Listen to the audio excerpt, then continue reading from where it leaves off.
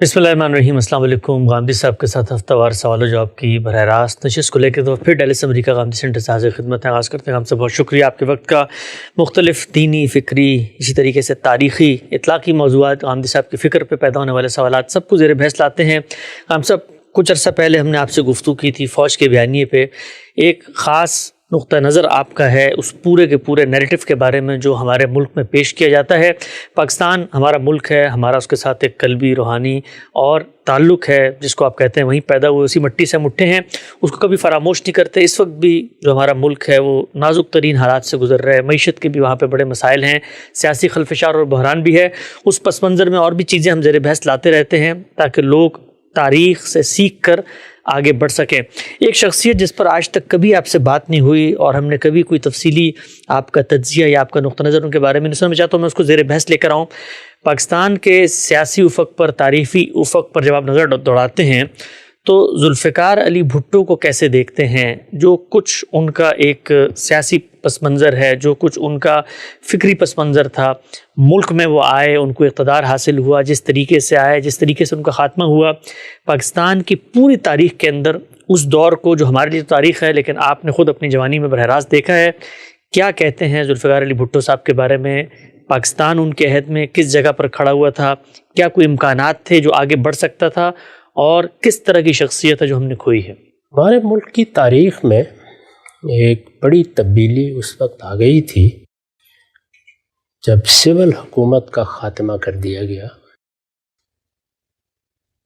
पाकिस्तान के बनने के बाद पहली ज़रूरत यही थी कि एक दस्तूरी निज़ाम कायम किया जाए। ये एक अलग बहस है कि हमारी कौम, उसके पस मंज़र, उसकी तारीख़, उसकी नफ्सियात के लिहाज से हमें किस तरह का दस्तूरी नज़म कायम करना चाहिए था, इस पे बहस हो सकती है। मेरा इसमें ज़ाविया नज़र ज़रा मुख्तलिफ भी है। ताहम वो लोग जिनके हाथ में नज़म था, उन्होंने एक हुकूमत कायम की, नया मुल्क था, और फिर हुकूमत कायम करने के बाद ये जद्दोजहद शुरू की कि यहाँ एक दस्तूरी नज़म भी कायम किया जाए। यानी ये अब कोई बादशाहत नहीं है, इसमें एक कायदा दस्तूर बनेगा और कायदे और दस्तूर से जो चीज़ें तय कर ली जाएंगी उनके लिहाज से ही हुकूमत का निज़ाम चलाया जाएगा। ये हम जानते हैं कि ये मुल्क इस लिहाज से बहुत मुनफरिद था कि इसका एक हिस्सा दूसरे हिस्से से कई सौ मील के फासले पर था। इधर मगरबी पाकिस्तान था, उधर मशरक़ी पाकिस्तान था। चुनाचे दस्तूरी मामलात भी इतने सादा नहीं थे। यानी अगर ये फासला ना होता और फासले के साथ दोनों तरफ बसने वाले लोगों के माबैन उनकी तहज़ीब, सकाफ़त और ज़ुबान के लिहाज से इतना तफावत ना होता तो शायद दस्तूरी नज़म बनाने में भी इतनी दिक्कत ना होती। चुनाचे कुछ वक्त लगा उसमें। इस सब के बावजूद दस्तूर बना लिया गया। उस दस्तूर के मुताबिक अब इंतखाबात होने थे और जो चीज़ें तय कर ली गई थीं एक पार्लिमानी जमहूरी निज़ाम के तौर पर, वही हमारे यहाँ का निज़ाम बनना था।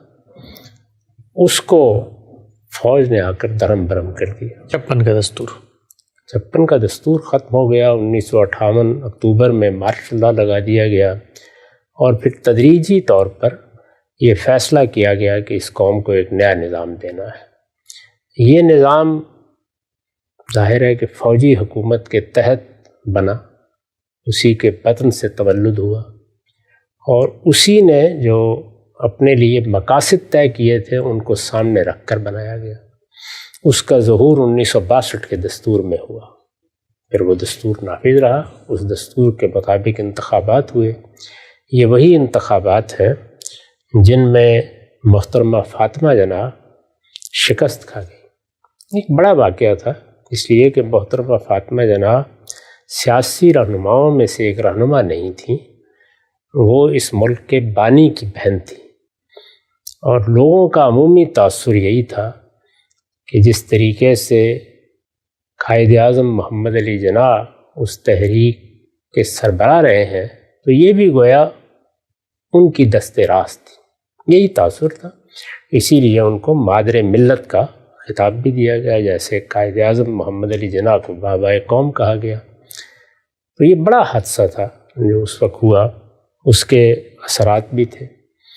تاہم ایوب خان جب حکومت کر رہے تھے تو یہ میں کئی مرتبہ عرض کر چکا ہوں کہ جو لوگ صلاحیتوں کے ساتھ پیدا ہوتے ہیں ان کو جو میدان میسر آتا ہے اسی میں ان کو راستے تلاش کرنے ہوتے ہیں۔ اگر ایک آدمی عالم ہے، ایک آدمی سائنسدان ہے، یعنی اپنی پیدائش کے لحاظ سے اس کا فطری رجحان ہے، وہ اسی جانب آگے بڑھنا چاہتا ہے، انسان کے اندر جو اللہ نے صلاحیتیں دی ہوتی ہیں ان کو نشو و نما دینے کے لیے اور آگے بڑھ کر ان کے ظہور کے لیے بھی بڑا غیر معمولی داعیہ انسان میں ہوتا ہے۔ اور خاص طور پر جو لوگ بڑے لوگ ہوتے ہیں کسی بھی میدان کے، ایک تو یہ ہے نا کہ اللہ تعالیٰ بہت بڑی تعداد میں وہ لوگ پیدا کرتا ہے جو کسی نظم کے خدام کی حیثیت سے کام کرتے ہیں، کھیتوں میں بھی کرتے ہیں، دہقان بھی ہوتے ہیں، وہ فیکٹریوں میں بھی کرتے ہیں، وہ دوسری ہنرمندیوں کے ساتھ بھی زندگی بسر کرتے ہیں، لیکن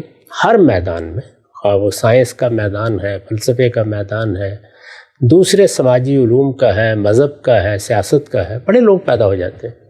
تو اس طرح کے بڑے لوگ جب پیدا ہو جاتے ہیں تو وہ اپنے لیے میدان تلاش کرتے ہیں۔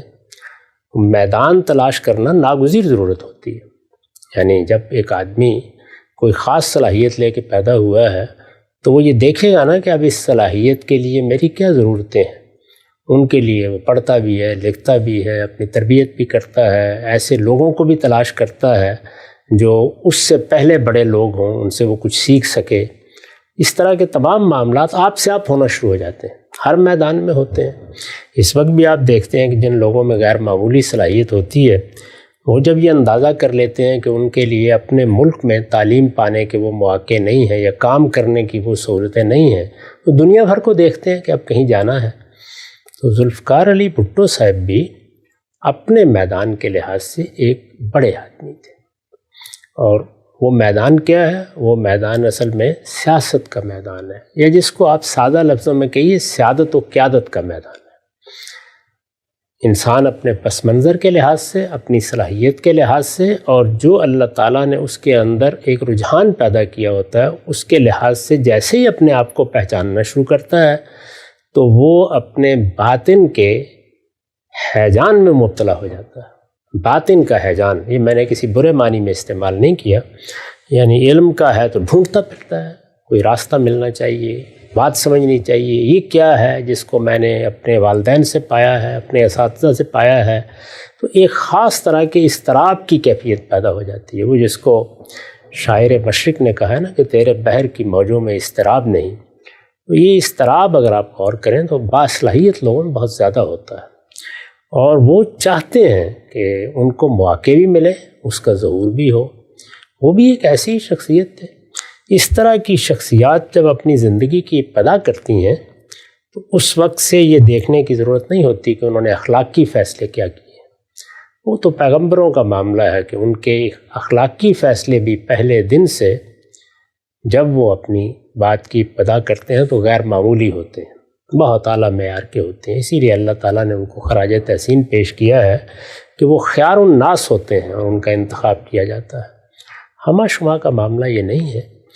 تو انسان پہلے مرحلے میں تو جگہ تلاش کر رہا ہوتا ہے۔ اس وقت ماشاء اللہ تھا، ایوب خان کی حکومت تھی، ایوب خان کا طوطی بول رہا تھا، تاثر یہ بن گیا تھا کہ ایک بڑی غیر معمولی شخصیت نے قوت کے بلبوتے پر اس ملک کا اقتدار سنبھال لیا ہے، تو اب شاید اس ملک کی سیاسی تقدیر انہی کے ساتھ وابستہ ہے۔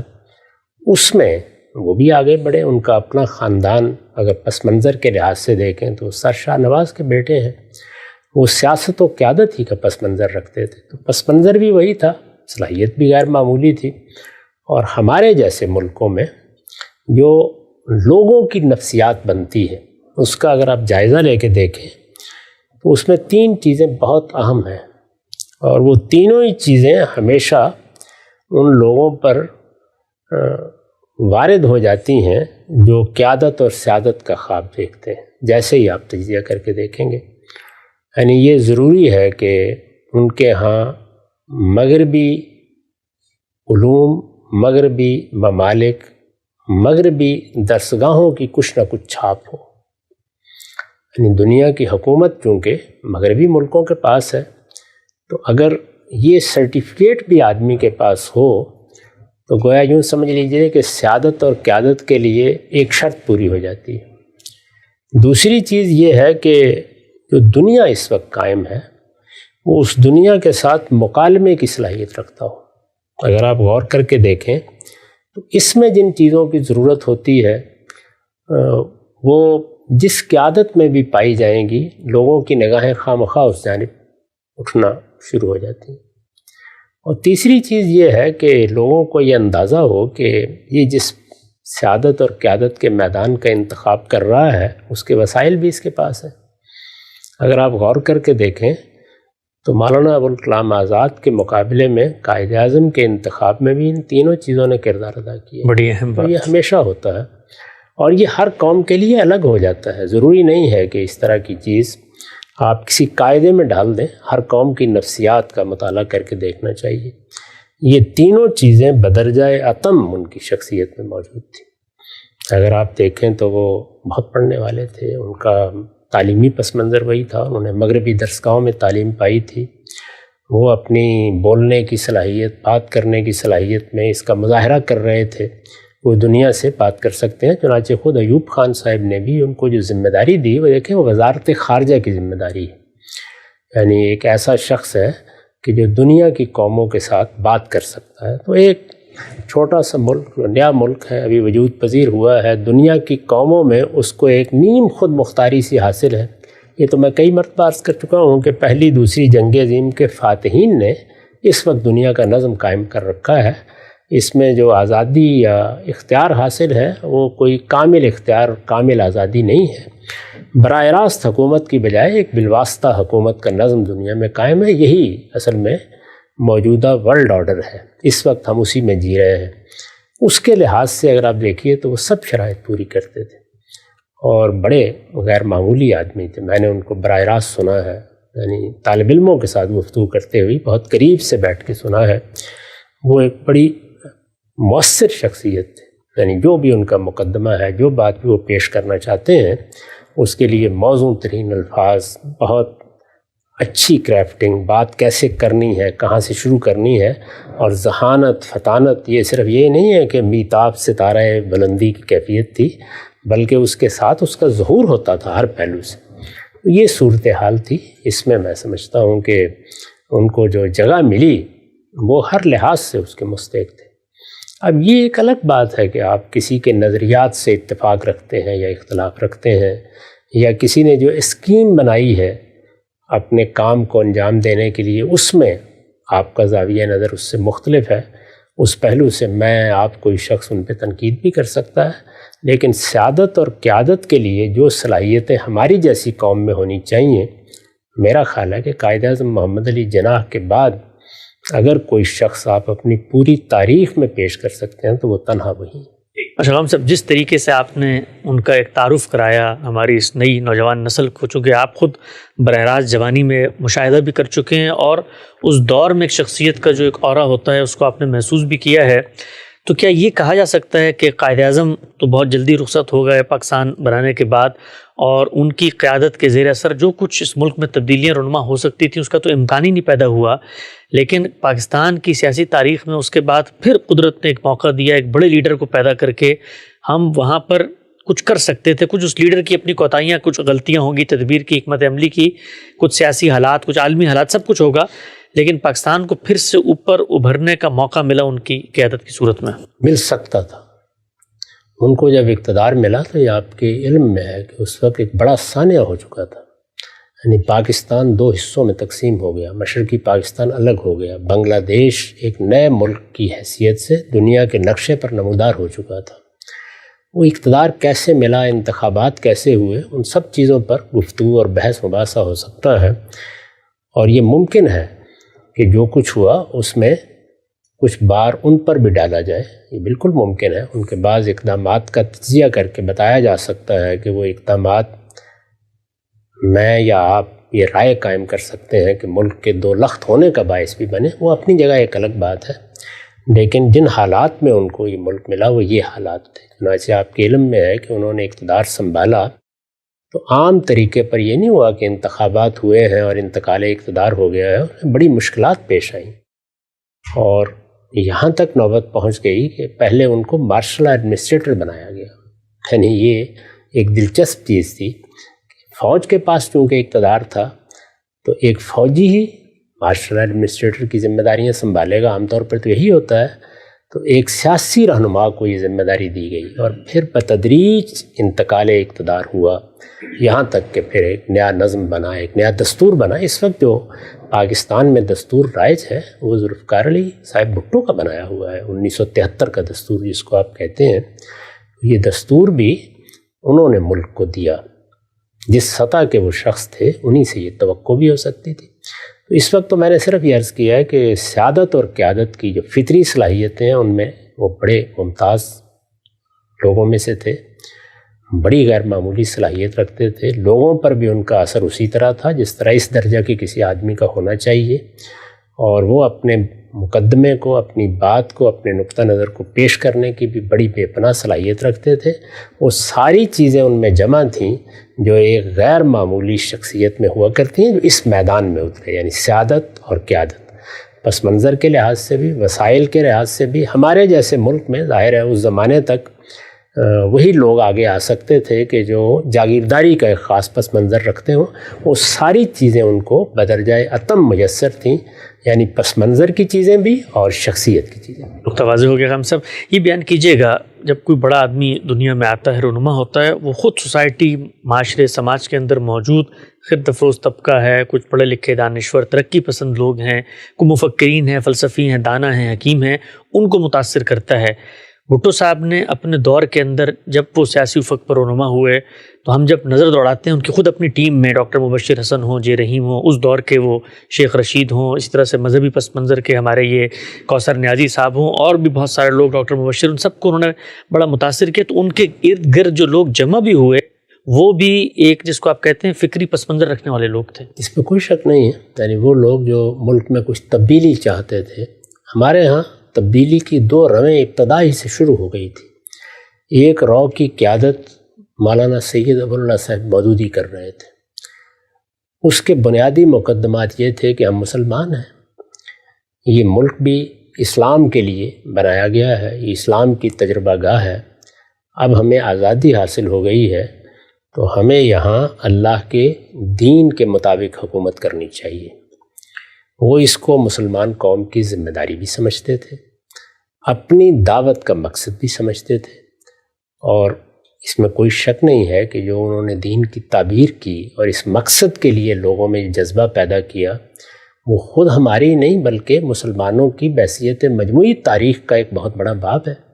یعنی کہا جا سکتا ہے کہ اس وقت جو لوگ یہ خیال کرتے تھے مراکش سے لے کے انڈونیشیا تک کہ مسلمانوں کو جہاں جتنی آزادی بھی ملی ہے اس سے فائدہ اٹھا کر انہیں خلافت راشدہ کو دوبارہ زندہ کرنا چاہیے، مسلمانوں کو اپنی عظمت رفتہ کی بازیافت کے لیے ایک مرتبہ پھر دینی ہدایت کو اپنی سیاست کا محور و مرکز بنانا چاہیے، ان کی وہ قیادت کر رہے تھے۔ یعنی پاکستان کو یہ شرف حاصل ہوا کہ ایک ایسی شخصیت یہاں پیدا ہوئی جو اسلام کی سیاسی تعبیر کی بھی بانی ہے، اور اس کے ساتھ اس دعوت یا اس تحریک کو بھی سب سے بڑی قیادت انہی کی شخصیت سے حاصل ہوئی۔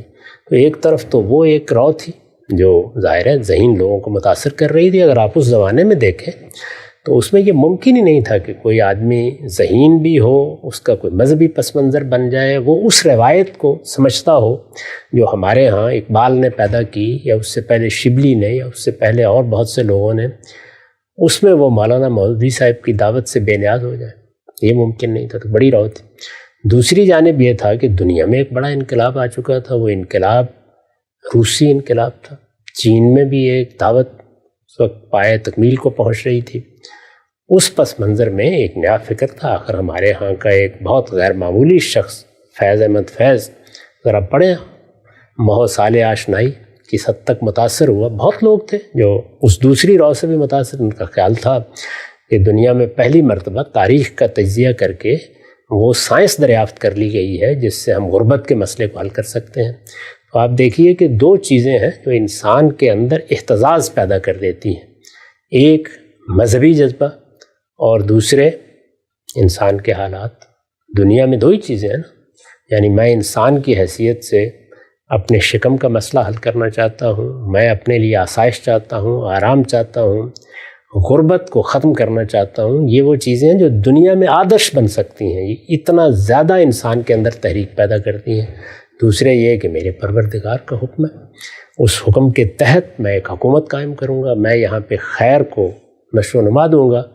تو دنیاوی ضرورتوں کے لحاظ سے وہ بڑی غیر معمولی حرکت ہے جو انسان کے اندر پیدا ہوتی ہے، اور انسان کی مذہبی ضرورتیں جو اس کے اخلاقی وجود یا اخلاقی شعور سے پیدا ہوتی ہیں، اس میں مذہبی تحریک۔ تو یہ دونوں چیزیں اس وقت اپنے عروج پر تھیں۔ نعیم صدیقی صاحب ایک بڑے مفکر ہوئے ہیں ہمارے ہاں، جن کی کتاب ہے محسن انسانیت۔ انہوں نے ایک مضمون لکھا تھا جس میں یہ کہا تھا کہ اس وقت کوئی شخص اگر ہمالہ کی چوٹی پر کھڑا ہو کر دائیں اور بائیں دیکھے تو ایک طرف اس کو ماؤ زیتونگ نظر آئیں گے اور دوسری طرف مولانا سید اللہ صاحب مودودی۔ تو یہ دونوں رویں ہمارے ہاں موجود تھیں۔ اس میں جس طریقے سے مولانا سید اللہ صاحب مودودی کی تحریک بہت بڑے پیمانے پر ذہین لوگوں کو، کام کرنے والے لوگوں کو، جذبہ رکھنے والے لوگوں کو متوجہ کر رہی تھی، یہاں تک کہ یونیورسٹیوں میں اور کالجوں میں بھی اس کے بڑے غیر معمولی اثرات ہو رہے تھے، اسی طریقے سے وہ جو دوسری رو موجود تھی اس کو بھی قیادت چاہیے تھی۔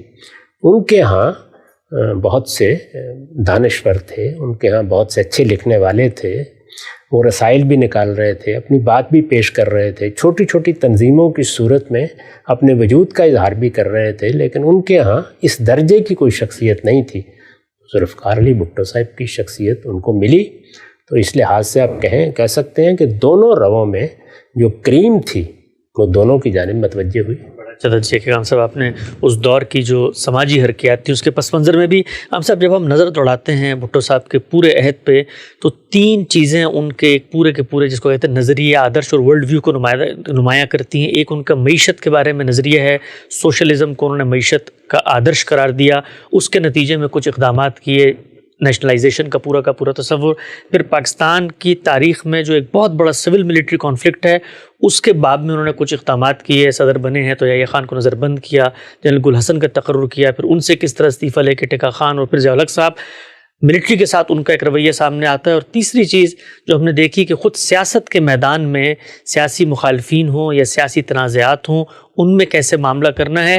میں چاہوں گا کہ ان تینوں پہلوؤں پہ الگ الگ آپ کا تجزیہ لوگوں کے سامنے میں رکھوں اور یہ جانوں کہ ان چیزوں کو ہم سب کیسے دیکھتے ہیں۔ وقت یہاں پہ ختم ہوتا ہے، دوبارہ حاضر خدمت ہوں گے، اب تک آپ کو بہت شکریہ۔ بسم اللہ الرحمن الرحیم۔ السلام علیکم۔ گاندھی صاحب کے ساتھ ہفتہ وار سوال و جواب کی براہ راست نشست کو لے کے ایک دفعہ پھر ڈیلس امریکہ گاندھی سینٹر سے حاضر خدمت ہے۔ آغاز کرتے ہیں، آپ سے بہت شکریہ آپ کے وقت کا۔ گزشتہ کل ایک موضوع پر آپ سے استفادے کا آغاز کیا تھا، پاکستان کی سیاست اور پاکستان کا جو پورا منظرنامہ ہے، اس میں بڑی ایک ممتاز اور نمایاں شخصیت ذوالفقار علی بھٹو، ان کی شخصی محاسن، ان کی کردار، اسی طریقے سے جو ان کا رول رہا ہے پاکستان کی سیاست میں، گاندھی صاحب نے ایک منظرنامہ بتایا تھا۔ اسی سلسلہ گفتگو کو آگے بڑھاتے ہیں۔ ہم صاحب ایک بیانیہ انہوں نے پیش کیا اور تین جہتوں سے وہ بیانیہ سامنے آتا ہے۔ ایک ان کا بیانیہ ہے جو معیشت کے باب میں سامنے آیا، اسی طریقے سے اس کے کچھ ایسے عوامل تھے جو سول ملٹری کانفلکٹ میں سامنے آئے، اور تیسرا خود اس دور کے اندر جو ان کے سیاسی مخالفین تھے، ملک کا جو سیاسی ماحول تھا، اس کے اندر کچھ کنٹریبیوٹ ہونے کے۔ میں تینوں کو الگ الگ زیر بحث لانا چاہتا ہوں۔ سب سے پہلی چیز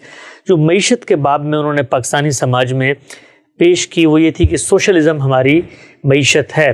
بتائیے گا، قریب سے دیکھا آپ نے براہ راست اس دور کی معیشت کو بھی، حالات کو بھی، ایک عام آدمی کی حیثیت سے بھی، ایک مفکر کی حیثیت سے بھی، خود یہ نظریہ عالمی سطح پر اس کا اثر پاکستان تک کیسے پہنچا، اور جس وقت انہوں نے اس کو ملک میں نافذ کیا اور نیشنلائزیشن کا پورا پروسیس ہوا، قومیاں لے لی گئیں، ساری کی ساری جو ادارے تھے، اس کے اثرات پاکستان کی تاریخ پہ کیسے دیکھتے ہیں؟ میرے خیال میں اجزاء میں جانے سے پہلے ایک بنیادی بات سمجھنی چاہیے،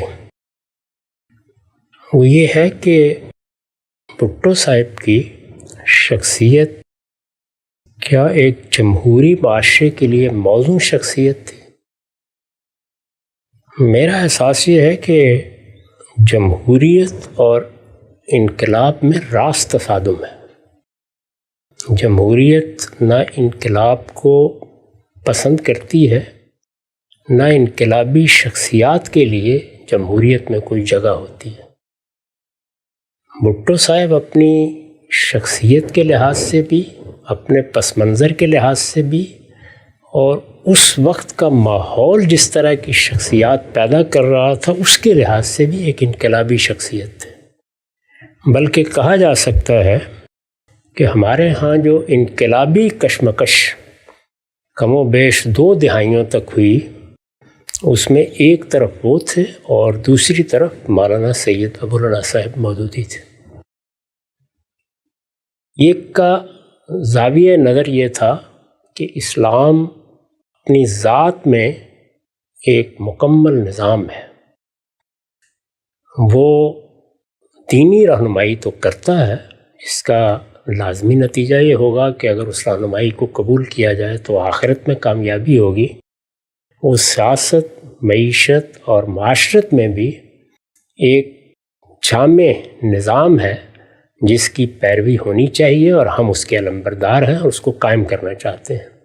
تو یہ دعوت بھی اپنی ذات میں ایک انقلابی دعوت ہے، یعنی دنیا آپ کے سامنے کسی خالی تشریح میں تو نہیں پڑی ہوئی، وہ پہلے سے اپنی کچھ روایات رکھتی ہے، اپنی ایک معیشت رکھتی ہے، اپنا ایک تاریخی پس منظر رکھتی ہے، اس میں لوگوں کے نظریات، افکار، خیالات سب ہوں گے۔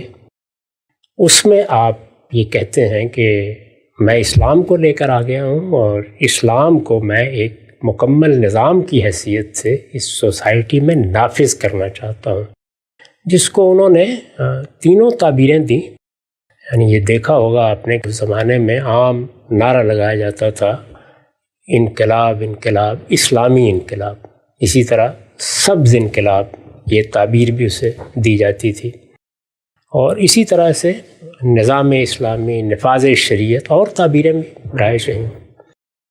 اس جانب بھی ایک انقلابی دعوت تھی اور دوسری جانب بھی ایک انقلابی دعوت تھی۔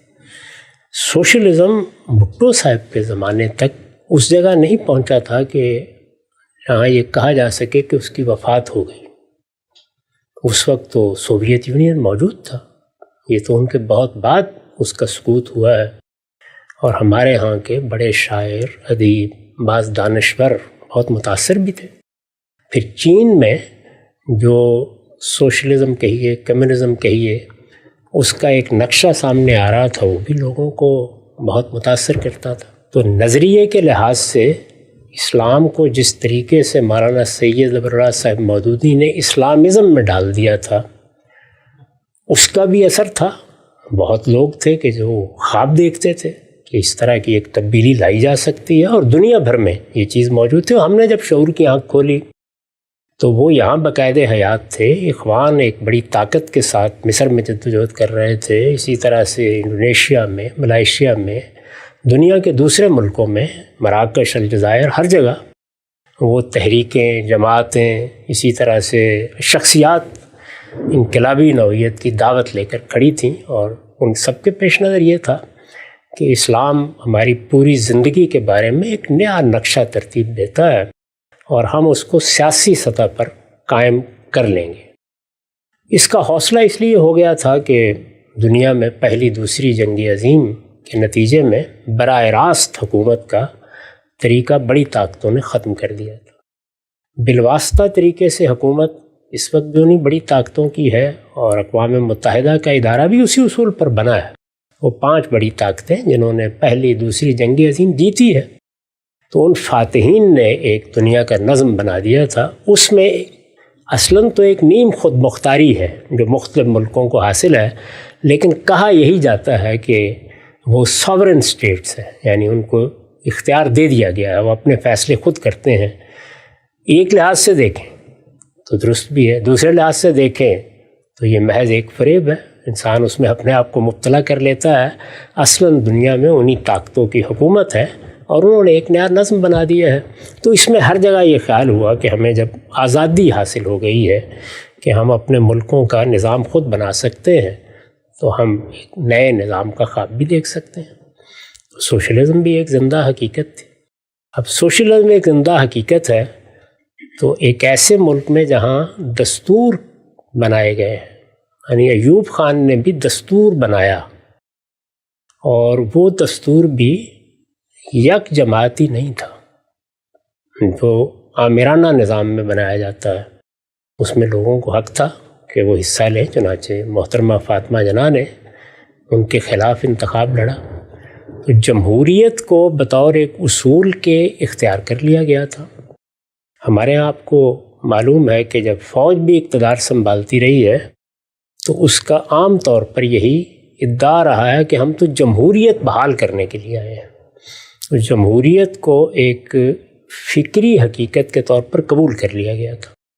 اب جمہوریت ہی سے اسلامی انقلاب لانے کی صحیح کرنی ہے، اور جمہوریت ہی سے سوشلسٹ انقلاب لانے کی صحیح کرنی ہے۔ تو جمہوریت سے کیا ایسا انقلاب آ سکتا ہے؟ میں نے یہ کیا کہ ان میں راست تصادم ہے، ڈائریکٹ کانفلکٹ ہے، اور یہی وجہ ہے کہ خود جماعت اسلامی میں جو ایک بڑا خلفشار پیدا ہوا وہ دو ہی پہلوؤں سے تھا۔ ایک مولانا سید ابو اللہ صاحب مودودی کی شخصیت سے اختلاف ہوا، وہ کیا اختلاف تھا وہ ایک الگ بحث ہے، اور دوسرا یہ کہ اس طرح کی تبدیلی جمہوریت سے کیسے آ سکتی ہے۔ چنانچہ بعد میں ہمارے بزرگ ڈاکٹر اسرار احمد صاحب نے اس کو ایک باقاعدہ فلسفے کی صورت دی، اور اس کو منہج انقلاب نبوی کا نام دیا۔ اور اگر ایک لفظ میں ان کا اور مولانا سید ابو اللہ صاحب مودودی کا اختلاف بیان کیا جائے تو وہ یہی تھا کہ یہ کیسے ہو سکتا ہے کہ اس طرح کا انقلاب جمہوریت کے ذریعے سے آ جائے، یا جمہوریت کے ذریعے سے آ جائے اور پھر اسے قائم رکھا جا سکے۔ نہ پہلی بات ممکن ہے، نہ دوسری بات ممکن ہے۔ یہ 100% درست بات تھی، یعنی اس میں کوئی غلطی نہیں ہے۔ یہی معاملہ سوشلزم کا۔ اب بھی بہت سے لوگ یہ کہتے ہیں کہ ہم سوشلزم کے دائی ہیں، وہی انسانیت کے مسائل کا حل ہے، لیکن وہ جمہوریت سے آنا چاہیے، کیونکہ دنیا میں غیر جمہوری طریقوں کے بیان کی گنجائش نہیں رہی۔ یہ صورتحال ہے۔ تو اس لیے یہ انقلابی شخصیات ہیں دونوں۔ انقلابی شخصیات کی کچھ خصوصیات ہوتی ہیں، یعنی ایک یہ کہ وہ یہ سمجھتی ہیں کہ اللہ نے ہمیں دنیا میں ایک غیر معمولی کردار ادا کرنے کے لیے مبعوث کیا ہے۔ یعنی یہ تو نہیں کہ وہ اپنے آپ کو پیغمبر سمجھ رہے ہوتے ہیں، لیکن ایک درجے میں اپنے آپ کو یہی حیثیت دیتے ہیں۔ اس طرح کی شخصیات کا معاملہ یہ ہوتا ہے، کیونکہ بڑے لوگ ہوتے ہیں، خیال کرتے ہیں کہ ہم نے نئے حقائق دریافت کر لیے ہیں۔ شخصیت میں ایسا کرزما ہوتا ہے کہ وہ یہ سمجھتے ہیں کہ ہم یہاں بات کریں گے تو لوگ ہماری بات پر ٹوٹ پڑیں گے، وہ اپنا سب کچھ نثار کرنے کے لیے تیار ہو جائیں گے، اور ہو جاتا ہے۔ یعنی یہ صورتحال پیدا ہوتی ہے۔ اگر آپ کبھی ہٹلر کی مسولینی کی تاریخ پڑھیں تو وہاں یہ ہوا، بہت بڑی تعداد میں لوگ اپنی امیدوں کا مرکز بنا لیتے ہیں، تو ان شخصیات میں یہ چیز ہوتی ہے، خصوصیت ہوتی ہے۔ اچھا، پھر اس طرح کے کسی معاملے میں انسان اپنی جب زندگی کو دیکھتا ہے، اسے معلوم ہے نا کہ مجھے ہمیشہ تو نہیں رہنا، تو ایک سرعت اور جلد بازی یہ لازمی حصہ ہوتی ہے۔ یعنی وہ چاہتے ہیں کہ اب موقع کو ضائع نہیں ہونا چاہیے، اگر ہمیں ملتا ہے تو پھر ہمیں آگے بڑھ کے باغ سنبھال لینی چاہیے، اور جس وقت وہ باغ سنبھال لیتے ہیں تو ان کے ذہن میں یہ تصور بھی نہیں ہوتا کہ اب انہیں جانا ہے۔ ان کا احساس یہ ہوتا ہے کہ آخری درجے میں ہم نے پردہ اٹھا دیا ہے حقائق سے، اب قوم کو ہر حال میں ہمیں وہ موقع دینا چاہیے کہ ہم اپنے خوابوں کا انقلاب لا کے دکھا دیں۔ تینوں چیزیں ہوتی ہیں۔ اسی کا نتیجہ یہ نکلتا ہے کہ ایک خاص طرح کی آمریت، ایک خاص طرح کا فاشسٹ مزاج ظہور پذیر ہونا شروع ہو جاتا ہے۔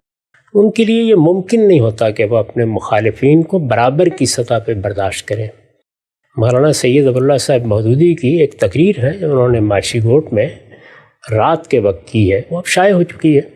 اس میں وہ کہتے ہیں کہ اس بڑے انقلاب کو لانے کے لیے جو میرے ساتھ بڑی شخصیات آ گئی ہیں، انہیں فیصلہ کر لینا چاہیے کہ ان کو اب رجل ثانی بن کر رہنا ہے۔ جی اچھا، اس کا ایک ناگزیر نتیجہ ہوتا ہے۔ اس لیے وہاں پر بھی جو بڑا تصادم ہوا وہ اصل میں ایک جمہوری اقدار میں اور ایک انقلابی شخصیت کے اس مطالبے میں ہوا۔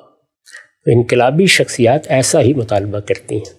تو یہ جتنے بعد کے واقعات ہیں یا جو چیزیں آپ دیکھ رہے ہیں، وہ سب اصل میں میرے نزدیک اس اصول سے ٹوٹی ہوئی ہیں، یعنی جمہوریت اور انقلابی شخصیات میں یا انقلاب میں راست تصادم ہے، وہ ہمارے ملک میں ہوا، عملاً ہو گیا۔ یعنی مولانا سید ابواللہ صاحب مودودی کو تو اقتدار ملا نہیں اور وہ دنیا سے رخصت ہو گئے، لیکن بھٹو صاحب کو اقتدار ملا۔ اقتدار کو حاصل کرنے کے بارے میں بھی دیکھیے، انہیں وہی کرنا پڑا، یعنی انتخابات ہوئے، انتخابات کا نتیجہ یہ نہیں نکلا کہ ان کو اکثریت حاصل ہو گئی ہے۔ مشرقی پاکستان میں بہت بڑی تعداد میں مجیب الرحمان کامیاب ہو گئے۔ تو اب جمہوریت یہ تقاضا کرتی ہے کہ جو شخص کامیاب ہو گیا آپ اس کو اقتدار دے دیں اور پھر اپوزیشن میں بیٹھ کر انتظار کریں۔ جمہوریت اپنی ذات میں اس طرح کے انقلابی نظریات کا نظم ہی نہیں ہے، یعنی وہ تو تدریجی طریقے سے تبدیلیوں کا سفر طے کرتا ہے، اس میں سفر کے منازل متعین کر لیے جاتے ہیں اور قومیں اس کو طے کرتی رہتی ہیں۔ جمہوری نظام کا کلمینیشن امریکہ میں ہوا ہے، ریاستہائے متحدہ امریکہ میں، اور آپ دیکھیے کہ جو دستور بنایا گیا ہے امریکہ کا، اس کی روح سے ایک شخصیت کو 8 سال سے زیادہ دیے ہی نہیں جاتے، کیونکہ اگر اس سے زیادہ دیے جائیں گے تو کسی بھی بڑی شخصیت میں انقلابی روح بیدار ہو جائے گی، اور آپ جانتے ہیں کہ یہ روح جب بیدار ہوتی ہے تو نظر آتی ہے اس کو اپنی منزل آسمانوں میں، وہ پھر زمینی شخصیات رہتی نہیں۔ بہت اہم نقطہ۔ تو یہاں طے کر لیا گیا ہے کہ 8 سال آپ کو دیں گے، بڑے سے بڑا آدمی۔ ایسے لوگ ہیں، میں آپ کو بتا سکتا ہوں، امریکی صدور میں جو بڑی غیر معمولی شخصیات تاحیات صدر رہ سکتے تھے، تاحیات صدر رہ سکتے تھے اور اپنی قوم کی بڑی خدمت کر سکتے تھے، لیکن اس نظام نے طے کر رکھا ہوا ہے کہ آپ کے 8 سال ہیں، اس سے زیادہ نہیں، کیونکہ اس طرح کی شخصیات جس وقت اقتدار پر قابض ہو جاتی ہیں تو سب سے بڑی رکاوٹ ان کے راستے میں مخالفت کرنے والے یا ان سے اختلاف رکھنے والے لوگ ہوتے ہیں۔ جمہوریت اختلاف کو روا رکھنا چاہتی ہے، جمہوریت اختلافی آراء میں سنتھسس یا امتزاج پیدا کرنے کا مزاج رکھتی ہے، جمہوریت اپنے نتائج کو تدریجی ارتقاء سے حاصل کرنا چاہتی ہے، اور جمہوریت اپنی ذات میں مختلف قوتوں کو ساتھ لے کر چلنے کا دائیہ رکھتی ہے۔ انقلاب اور انقلابی شخصیات جس طرح کہ میں نے عرض کیا ان سب چیزوں سے راست تصادم رکھتے ہیں، ڈائریکٹ کنفلکٹ میں ہوتے ہیں، تو لازماً ان کے درمیان جدال برپا ہو جاتا ہے۔ وہی جدال برپا ہوا، چنانچہ آپ یہ جانتے ہیں کہ بھٹو صاحب نے پھر یہ کہا کہ جو لوگ وہاں اسمبلی میں جائیں گے ان کو پھر وہاں واپس آنے کا موقع نہیں ملے گا۔ اس کا یہ نتیجہ نکلا کہ فوج نے اقدام کیا، ظاہر ہے کہ وہ بھی اس وقت موجود تھی، اور کیا ارادے تھے، کیا چیزیں خود افواج پاکستان کے پیش نظر تھیں اس وقت، میں اس وقت موضوع نہیں بناتا، اس پر ہم الگ سے بہت تفصیلی گفتگو کر چکے ہیں، لیکن نتیجہ یہ نکلا کہ پھر فوج نے اقدام کر دیا، اور اس اقدام کے نتیجے میں ملک دو لخت ہو گیا، مشرقی پاکستان الگ ہو گیا، مجیب الرحمان جو وہاں جیت چکے تھے وہ گرفتار کیے ہوئے تھے، اس کے بعد اقتدار ان کے حوالے کر دینا پڑا۔ وہ سب معاملات آپ جانتے ہیں، ان کو بیان کرنے کی ضرورت نہیں ہے۔ تو کیا ہوا اس کے نتیجے میں، وہ اپوزیشن جس کو اگلے 5 سال اپوزیشن میں یا حزب اختلاف میں بیٹھنا تھا، اس کے لیے اقتدار کی راہ ہموار ہو گئی۔ ملک بھی اگر اس کے نتیجے میں دو لخت ہو جائے تو کوئی پرواہ نہیں کرنی چاہیے، اس لیے کہ انقلابی مقاصد ملکوں سے بڑے ہوتے ہیں جی، اور ملکوں سے کیا بعض اوقات قوموں سے بھی بڑے ہوتے ہیں۔ اسی طرح کے لوگ ہیں جو دنیا کو فتح کرنے کے لیے نکلتے رہے ہیں، بڑی شخصیات ہوتی ہیں، یعنی اندر سے اور اپنے مقاصد کے لحاظ سے معمولی شخصیات نہیں ہوتی۔ تو اسی طرح کی شخصیت تھے ذوالفقار علی بھٹو صاحب، چنانچہ انہیں اقتدار مل گیا۔ اقتدار مل جانے کے بعد اب ان کی شخصیت کے لحاظ سے موزوں نظام اگر کوئی ہو سکتا تھا تو وہ یک جماعتی آمریت تھی، جو مثلا چین میں قائم ہے یا بعض اور ملکوں میں بھی اس کے راستے نکالے گئے، جیسے مصر میں جمال عبد الناصر کی حکومت قائم رہی، اور جگہوں پر بھی ہے۔ ہمارے ہاں جمہوریت، دستور، اس میں پھر 5 سال کی مدت، یہ تو کسی انقلاب کے لیے انتہائی ناکافی مدت ہے۔ اس وقت آپ دیکھیے نا ہمارے یہاں انتخابات ہونے والے ہیں، تو اگر تو ایسی جماعتیں میدان میں ہیں جو موجودہ ریاستی اسٹرکچر کے اندر وہ چیزیں حاصل کرنا چاہتی ہیں جو جمہوری نظام میں ممکن الحصول ہے، جیسے معیشت بہتر ہو جائے، انفراسٹرکچر ذرا اچھا بن جائے، ہمارے ریاستی اداروں میں ہم آہنگی پیدا ہو جائے، زیادہ سے زیادہ آگے بڑھ کے کہیے کہ بھارت کے ساتھ تعلقات ٹھیک ہو جائیں، طالبان کے ساتھ کچھ معاملات ایسی صورت اختیار کر لیں کہ وہاں سے جو طاقت ہو رہی ہے اس کو روکا جا سکے، یہ سارے مقاصد 5 سال کے عرصے میں حاصل کیے جا سکتے ہیں۔ یہ ممکن الحصول مقاصد ہیں، ان میں اگر کوئی غیر معمولی مداخلت نہ ہو تو سیاستدان آسانی سے ان چیزوں کو حاصل کر لیتے ہیں، وہ حاصل کر کے دکھا سکتے ہیں آپ کو۔ لیکن اگر کوئی انقلابی لیڈر ہے، انقلابی رہنما ہے، تو وہ اس پہ اکتفا نہیں کرے گا، وہ دنیا کو بدل دینا چاہے گا۔ اس کا نعرہ وہی ہوتا ہے کہ بیع کے گردشے، تو دنیا بھر کو بدل دینا، توڑ دینا، ایک نیا نظام پیدا کر دینا، نئی دنیا بنا لینا، ایک تبدیلی کا نقیب بن کے کھڑے ہو جانا۔ تو گردش آسماں بگردانی، وہ تو اسی کی دعوت دیتے ہیں۔ تو بھٹو صاحب کی شخصیت بھی ایسی تھی، اس لیے باقی چیزوں کو آپ اس سے متعلق کر کے سمجھیں، یعنی جو اقدامات انہوں نے اپوزیشن کے ساتھ کیے، جس طرح کا معاملہ انتخابات میں ہوا، جس طرح کی توقعات لوگوں نے ان سے وابستہ کی، جیسے وہ اپنے ساتھیوں کے ساتھ بعد میں معاملہ کرنے پہ مجبور ہوئے، تو یہ سارے اس ایک شخصیت کے لوازم ہیں، اس کے سوا ہو ہی کچھ نہیں سکتا۔ جمہوری روایات کے اندر یا تو وہی ہوگا جو امریکہ نے کیا ہے کہ بڑے سے بڑے آدمی کو بھی آپ نے باندھ دیا ہے، 8 سال ہیں، ان میں جو کرنا ہے کر لو، اور تم کوئی دوسرا راستہ اختیار نہیں کر سکتے۔ اور جمہوری روایات، قانون، ضابطے اتنے محکم کر دیے گئے ہیں کہ ان سے ٹکرانے کی ہمت کرنا آسان نہیں ہے۔ اور یا پھر یہ ہے کہ ہمارے جیسے ملکوں میں جہاں یہ ساری چیزیں سیال صورت میں ہیں، یعنی یہ ابھی محکم نہیں ہوئیں، وہاں تو اس طرح کی شخصیت پیدا ہو جائے گی تو درہم برہم کر کے رکھ دے گی ہر چیز کو۔ ہم سب بہت ہی خوبصورت، بڑی عمیق تجزیہ، پہلی دفعہ اس طرح کی گہری بصیرت پہ مبنی سیاسی شخصیت کا کوئی تبصرہ میں نے زندگی میں سنا ہے۔ ایک چیز اور بتائیے گا مجھے کہ خود تو وہ مغربی درسگاہوں میں پڑھے، اس دور میں خود ان کے مطلب والد صاحب جو ہیں وہ استعمار یہاں پر تھا، زمینیں ان کے پاس، ایک وڈیرانہ پس منظر، یہ سوشلزم کا جو بیج ہے یہ کیسے آ گیا؟ یعنی اس دور میں اس طرح کی شخصیات کے لیے جیسے آپ نے فرمایا کہ یہ جو سوشلزم کا نظام ہے یہ منتج ہوتا ہے ایک منظم آمریت کی صورت میں، تو اب ایک شخصیت انقلابی ہے، اس کی ضرورت ہے سوشلزم، یا کوئی اندر سے داعیہ اٹھا ہے کہ نہیں سوشلزم ہی اصل میں حقیقی بازیافت ہے انسانیت کی، لہٰذا اس کی طرف جانا چاہیے؟ یہ پیدا کیسے ہو گیا سوشلزم؟ انقلابی شخصیت کس طرح کی ہے؟ انقلابی شخصیت اگر تو لٹھ مارنے والی ہے تو پھر تو فوج بنائے گی اور نکل کھڑی ہوگی۔ اگر وہ دانشور شخصیت ہے، بھٹو صاحب ایسی شخصیت تھے، جیسے مولانا سید ابواللہ صاحب مودودی تھے، تو آپ دیکھیے کہ دونوں کے دونوں ایک دانشورانہ خواب دیکھ رہے ہیں۔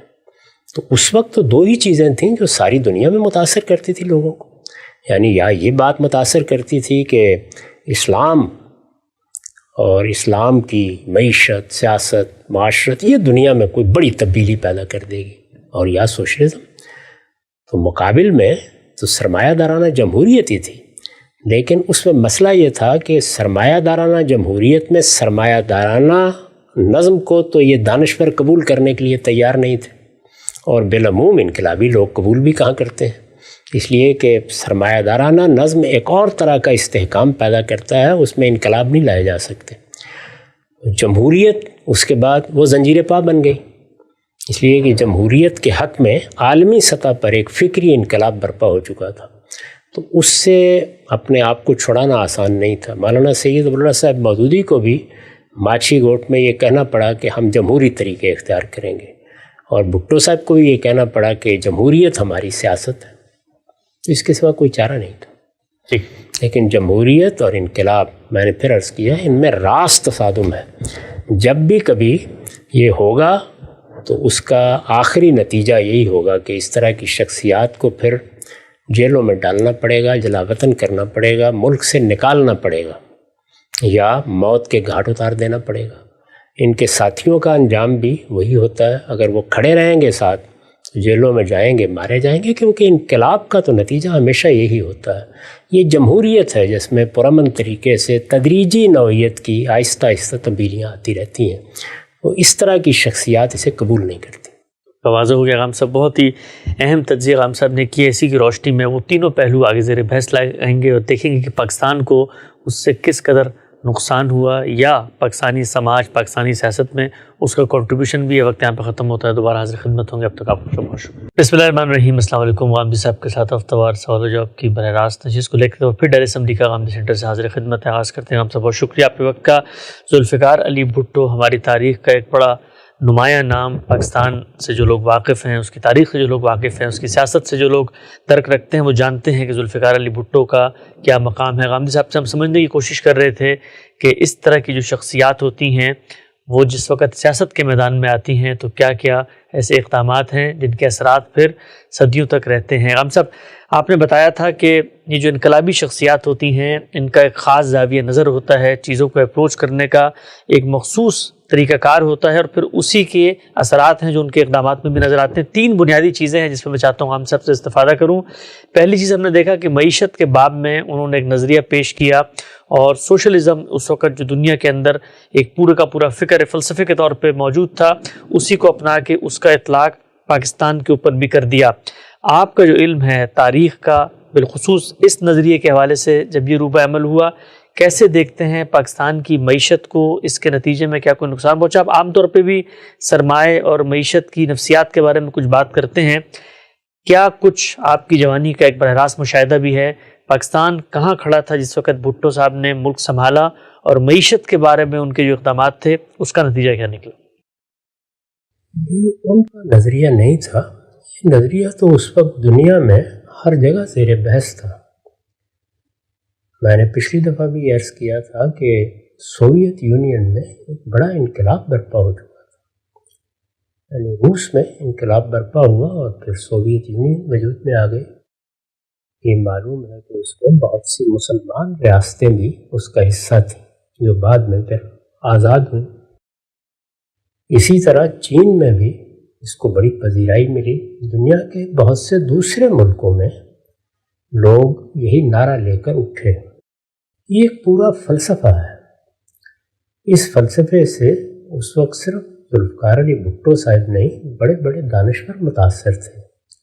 اب بھی بعض دانشوروں کو آپ دیکھیں تو وہ اس کے مبلغ ہیں، وہ سمجھتے ہیں کہ انسانیت کا مسئلہ اسی سے حل ہوگا۔ سرمایہ دارانہ معیشت انسان کے ساتھ کیا کرتی ہے، وہ کس طرح بتدریج اپنے میکنزم کے لحاظ سے اخلاقی شعور سے عاری ہو جاتی ہے، اس پہ تنقید کرتے ہیں۔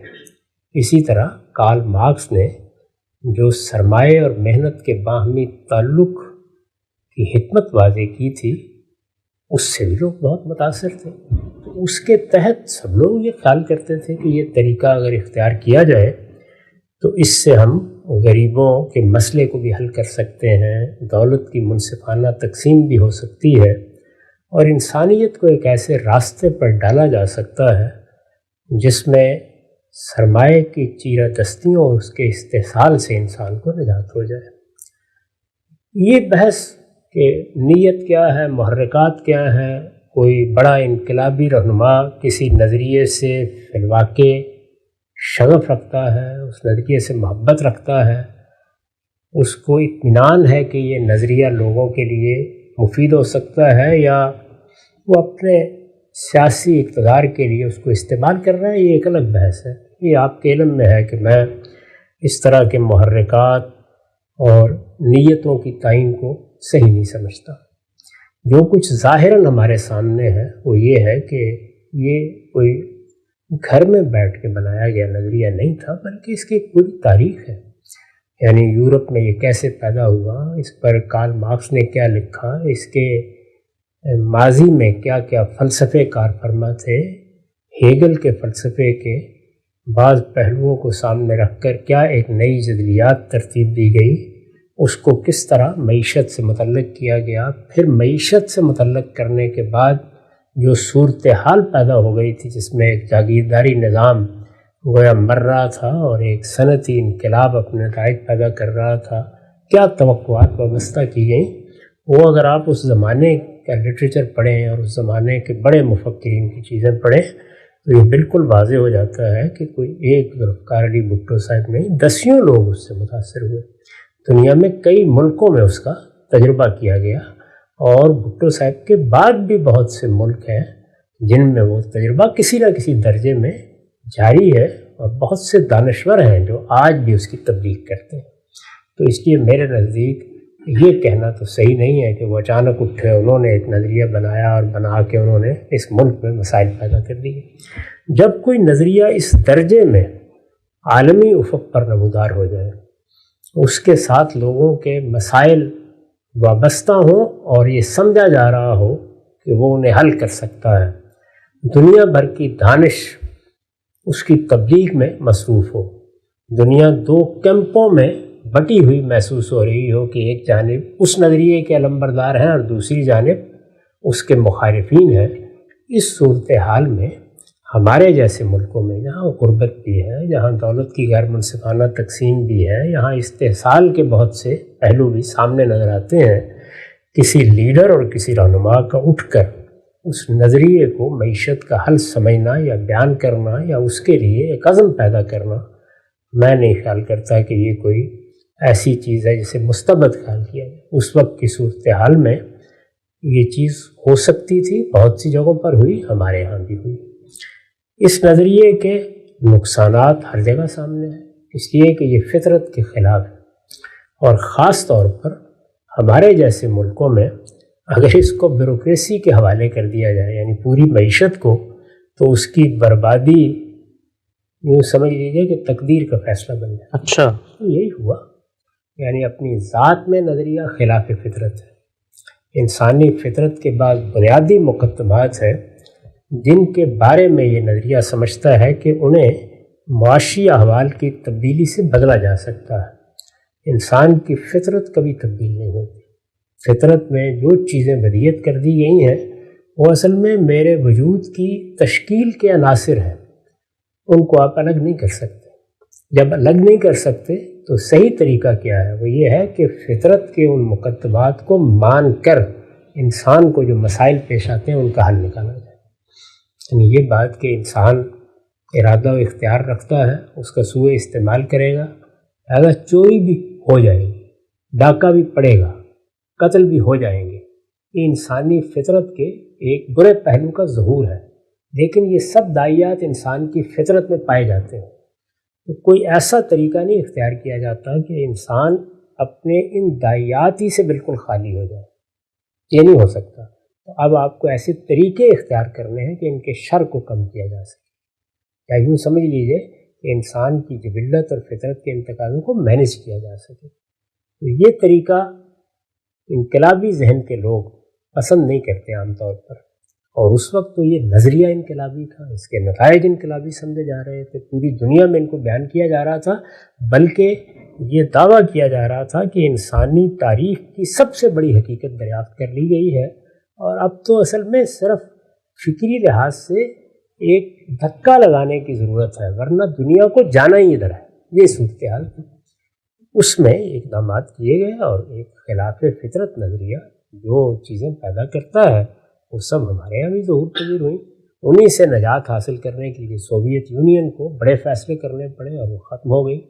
خود چین کو بہت بڑا فیصلہ کرنا پڑا، یعنی معیشت کے بارے میں پورے تصور کو تبدیل کرنا پڑا، اور اس کے بعد کہیں پھر وہاں ترقی کے راستے کھلے ہیں۔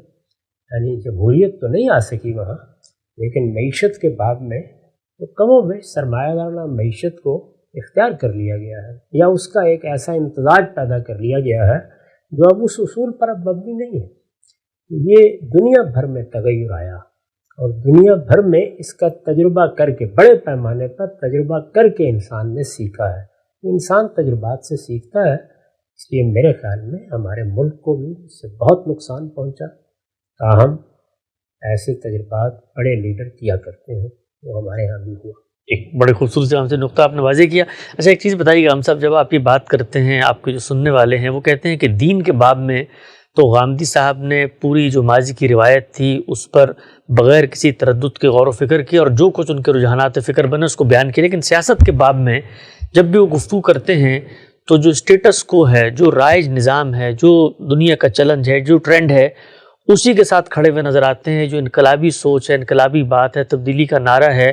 اب خود جس دور میں یہ بات کی گئی ہے، کہا جاتا تھا کہ جی چند بڑے خاندان ہیں جن کے دولت کا ارتکاز ہو گیا ہے، وہ یہ کہتے ہیں کہ یہ تو پھر اسٹیٹس کو کا ساتھ دینا ہے. اگر اس طرح کے انقلابات کے ان اقدامات کی آدمی تائید نہ کرے تو پھر تو جو جیسے ہے ویسے ہی چلتا رہے گا.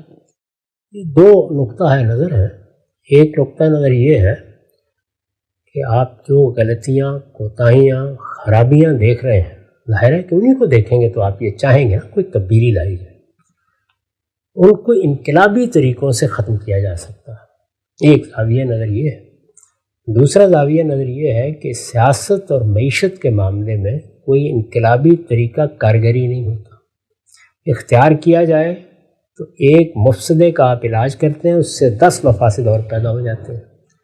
اس لیے صحیح طریقہ یا صحیح لائے عمل تدریجی اصلاح کا ہے.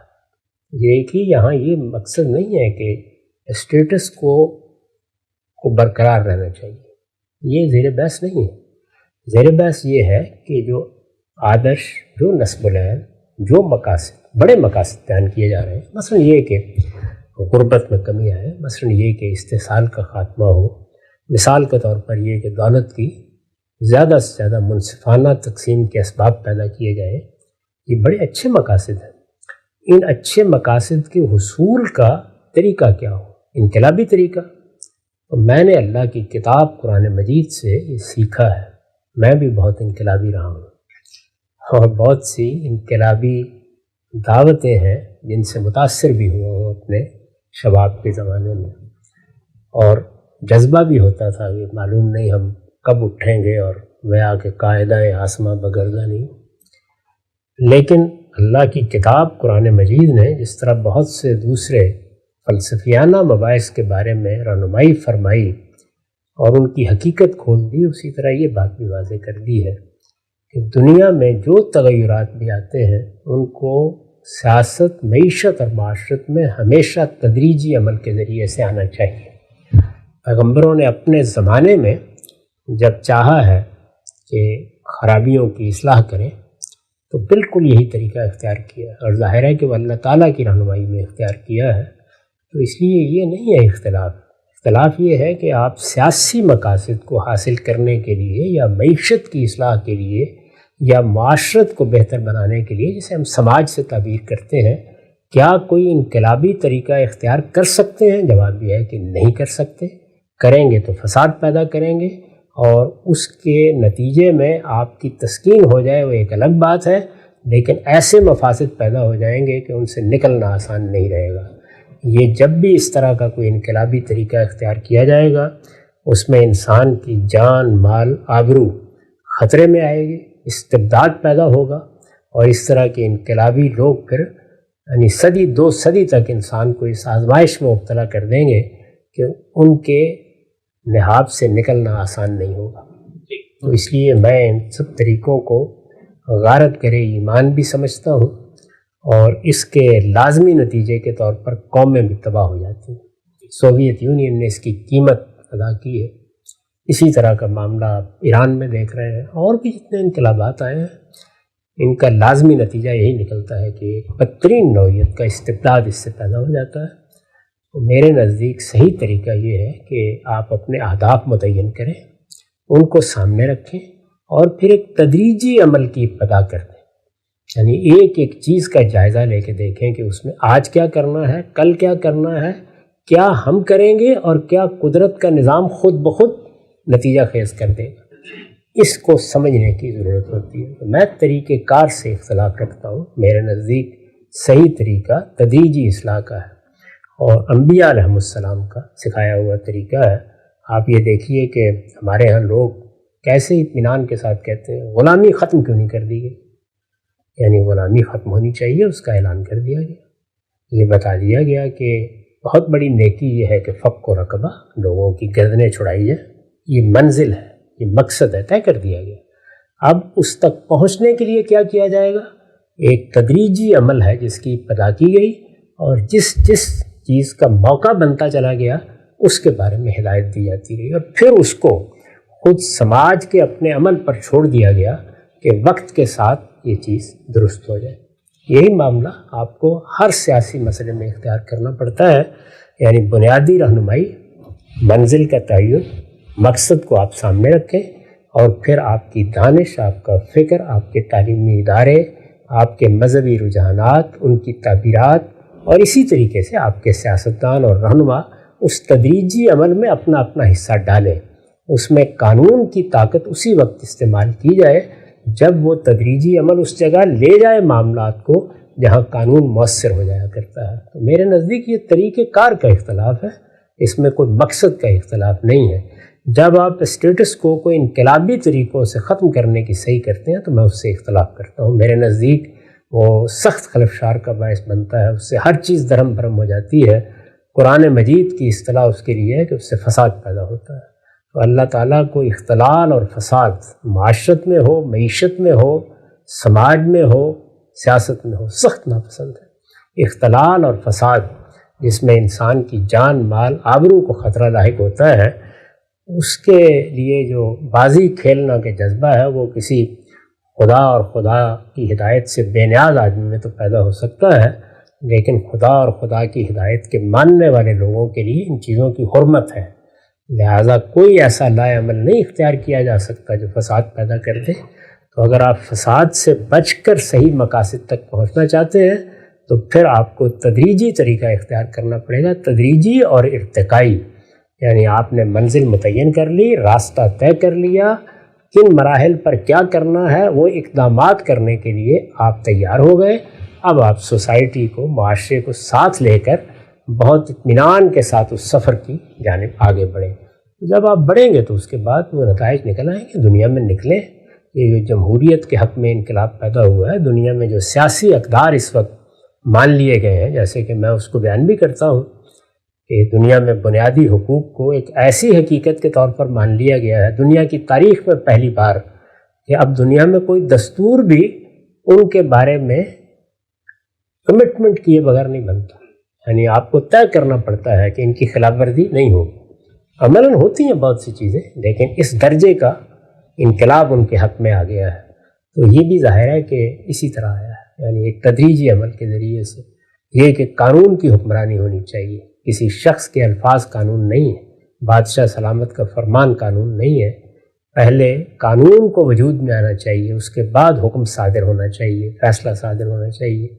اسی طرح قوموں کا حق خود ارادی 1928 کے بعد دنیا نے مان لیا ہے کہ اب قبضے نہیں کیے جائیں گے، لوگوں کی زمین قبضے میں لے کر وہاں اپنے جھنڈے نہیں لہرائے جائیں گے، بلکہ ایسا ہر قبضہ ناجائز ہے اور قوموں کو حق حاصل ہے وہ اپنی قومیت کے احساس کا خود فیصلہ کریں، اور اگر وہ چاہیں کہ وہ اپنا ایک علیحدہ نظم اجتماعی بنائیں تو اس کا حق ان کو ملنا چاہیے۔